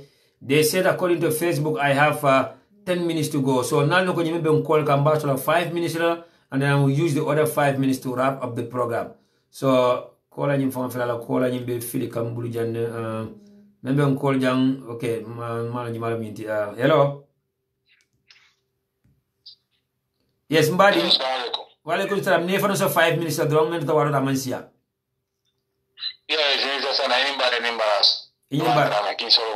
King Solomon, thank you so much for calling. Abarka bye. Nama nyina for the first time what you call it? Yeah, I'm gonna call her all the time, but I use my real name, Suleiman Drame. Oh, okay. Now I got you. Go ahead. Yeah, well, it is this. Yeah, I love the comment debate all la Carola. Yeah, I'm sana aling careful back. I don't know any minister being corruption or memberate. Need to say that debate all the face local getting kai. But debate all the island no go market ponya the konyu 1.9 million spend on bucket all the sending link hand sanitizer or combo. So the point here is debate all according to farmer konyu kamuli ala for but obe kola ibinalo la purke dani ga for konyu lockdown or ya S10. So Gambia debate all kana for more fair salon ko more be jibe kan. No, now this is the 21st century. And you know, go on at days, me I look at Banco Dul Bucal make carrying debate bungo. You know what? So but the problem here is right now Gambia do be maintain the jam na debate salo me because I don't know na more lockdown. But the jam moment pele kan lockdown o ko wala musante na referendum election o police hanyoron di no nyame. Yeah. Why are they going for an extension? Why do they want to go for an extension? Me never care in Gambia. Very good because me never I simply use the asset because I see from the front la Gambia because I think Gambia the voters card expired sana. Yeah. More registration of Tarla and it's 18 months to election. Yeah. Kartani say to jani kartifa. Yeah. And more man I see my fundi amu registration of Kenya dire. Sivanya didn't need to register, and it will come with the diaspora with the election of the next year, the next election of diaspora card of It will let family Muslim put a diaspora be register. That's more than 1 year. We have only 18 months to election. So remember when you lockdown extend so that ni mo na ba for ko sai ni mo ko mo ta so do ko referendum la at the same time election so maybe na election nyoran di sanji kili 2022 sai adam mo ko kumbo ko sanji lu la bara adam da sanji woro la because mu nekeda to mo be dar dorin mo ko mo lambe mo start la so la ni dara député yi ko do be sta imam manu samba ba mole men sura mano le masukuro samba mole men sura sukuro la ito be alon ko kalabande ya do minister of finance la karo nyanta minister of finance finally nyanta minister of health finally because mun ka ko da mo be ko be sunya ro le tidim ba so dibito kana so ye intimidate ina dibite bo do mariama jak den tin ye remote control of lando instead of ye donya so dibito impe ye minister minister of finance ni minister of health ibe bando mariama jak den tin bulu minister bi da mambure jabe wurule kan wudula wa fole ko I have the right to serve my country to serve your country de mo lokko do sunya ga mo le ko to serve my country wala to serve your country so instead of ya ito de tonya ko mambure jaye yes standing order tan di system mariama jak den tin ya tan ko be ka yebe dibite bun ko jam fe mu kuru ya dimba expose la no ko ya ni man nen do ko dibite bun ko man bandro ke man kasimo but daru wari ni ajibe last time ni mambure jaye mbitimo to man jaye start ka diam ka dan diko mambure jaye be fa ke lale abu luati nya ko all the time and we don't know so le loi so do meni ala ko sembo so mambure jaye condition kala do ko be hol wala fo ya bay mume but bin to manja la fay ko ma ya jakk den tie ko mo mu da ko la rosa ko mo all the time Near mind back once again in Parliament, within Borough Youth Movement started. Suleiman Sawa na nagafundi, and after the Borough Movement exposed the same didn't roast so I have Hana the Memu Ponya, Ibaka Barama, Adam Borough Favorite, but I was like the kind of captain, the deputy for the Bunko. Exactly. This time, with all this corruption on the carry, instead of remembering by immediate effect, yet to be with immediate effect, you will be on Yaro Bunko, Bafreco, Niajive, sign the coronavirus cases over increase can be done again, so left lockdown of Esten, lockdown of Esten Lano, more than Madi Mole, Badica and people call them. With all this media, $350,000, they don't some, it is a medicinal. $1 million they spend allowance and foolish things. So for people that are seeing the lockdown extend in Adamaboro favor so that election in Yuri, because you want the Muntumalam campaign of Westadla, because I don't want to look down over 3 years journal from the demonstration. Because more than Casocon, you more than some Kitty, you more than Montana, Bashir, Gambia, Cato, Benny Mobu, so Kitty attended. And then look down over the someone said Kitty, for 3 years more some Kitty. And we will Kitty, first of all, come to go Arab and Gambia to come Faramal. So I don't want to look down extend in his favor. Yeah, but Kinshaw Manano here. Yeah, me come to your time about the frame. Nima mine yaketu. Yeah. Abargabak. Thank you so much. Abargabak Kinshaw Manbadi or Yaketu time bandale frame. I have less than 2 minutes to go. But at the end of the day, Mal Tentilam Baljala, Ali Haketu Nikumum for a Jamandia me, ni me a Fanja Kumokono, or any men a family member to for a jam. But at the end of the day, it's for the Gambia and for the Gambians. We will never compromise that. Our love for our country, our love for the people of the Gambia will never be compromised. Metonya Frana Yamen, Basa Alabarka Bake, UDP Call, Alna Kambeng, Nanyo Fasa. So Mbalde Templambal Jaila, Allah support, Nimbena UDP Call celebrator, Sultan Tafama Nimbela birthday celebrator. I'll respond on the page. It's really amazing. I really appreciate it. I'll not continue to celebrate. Or less than on the Nimenta Kalamuta or Nimena birthday sound.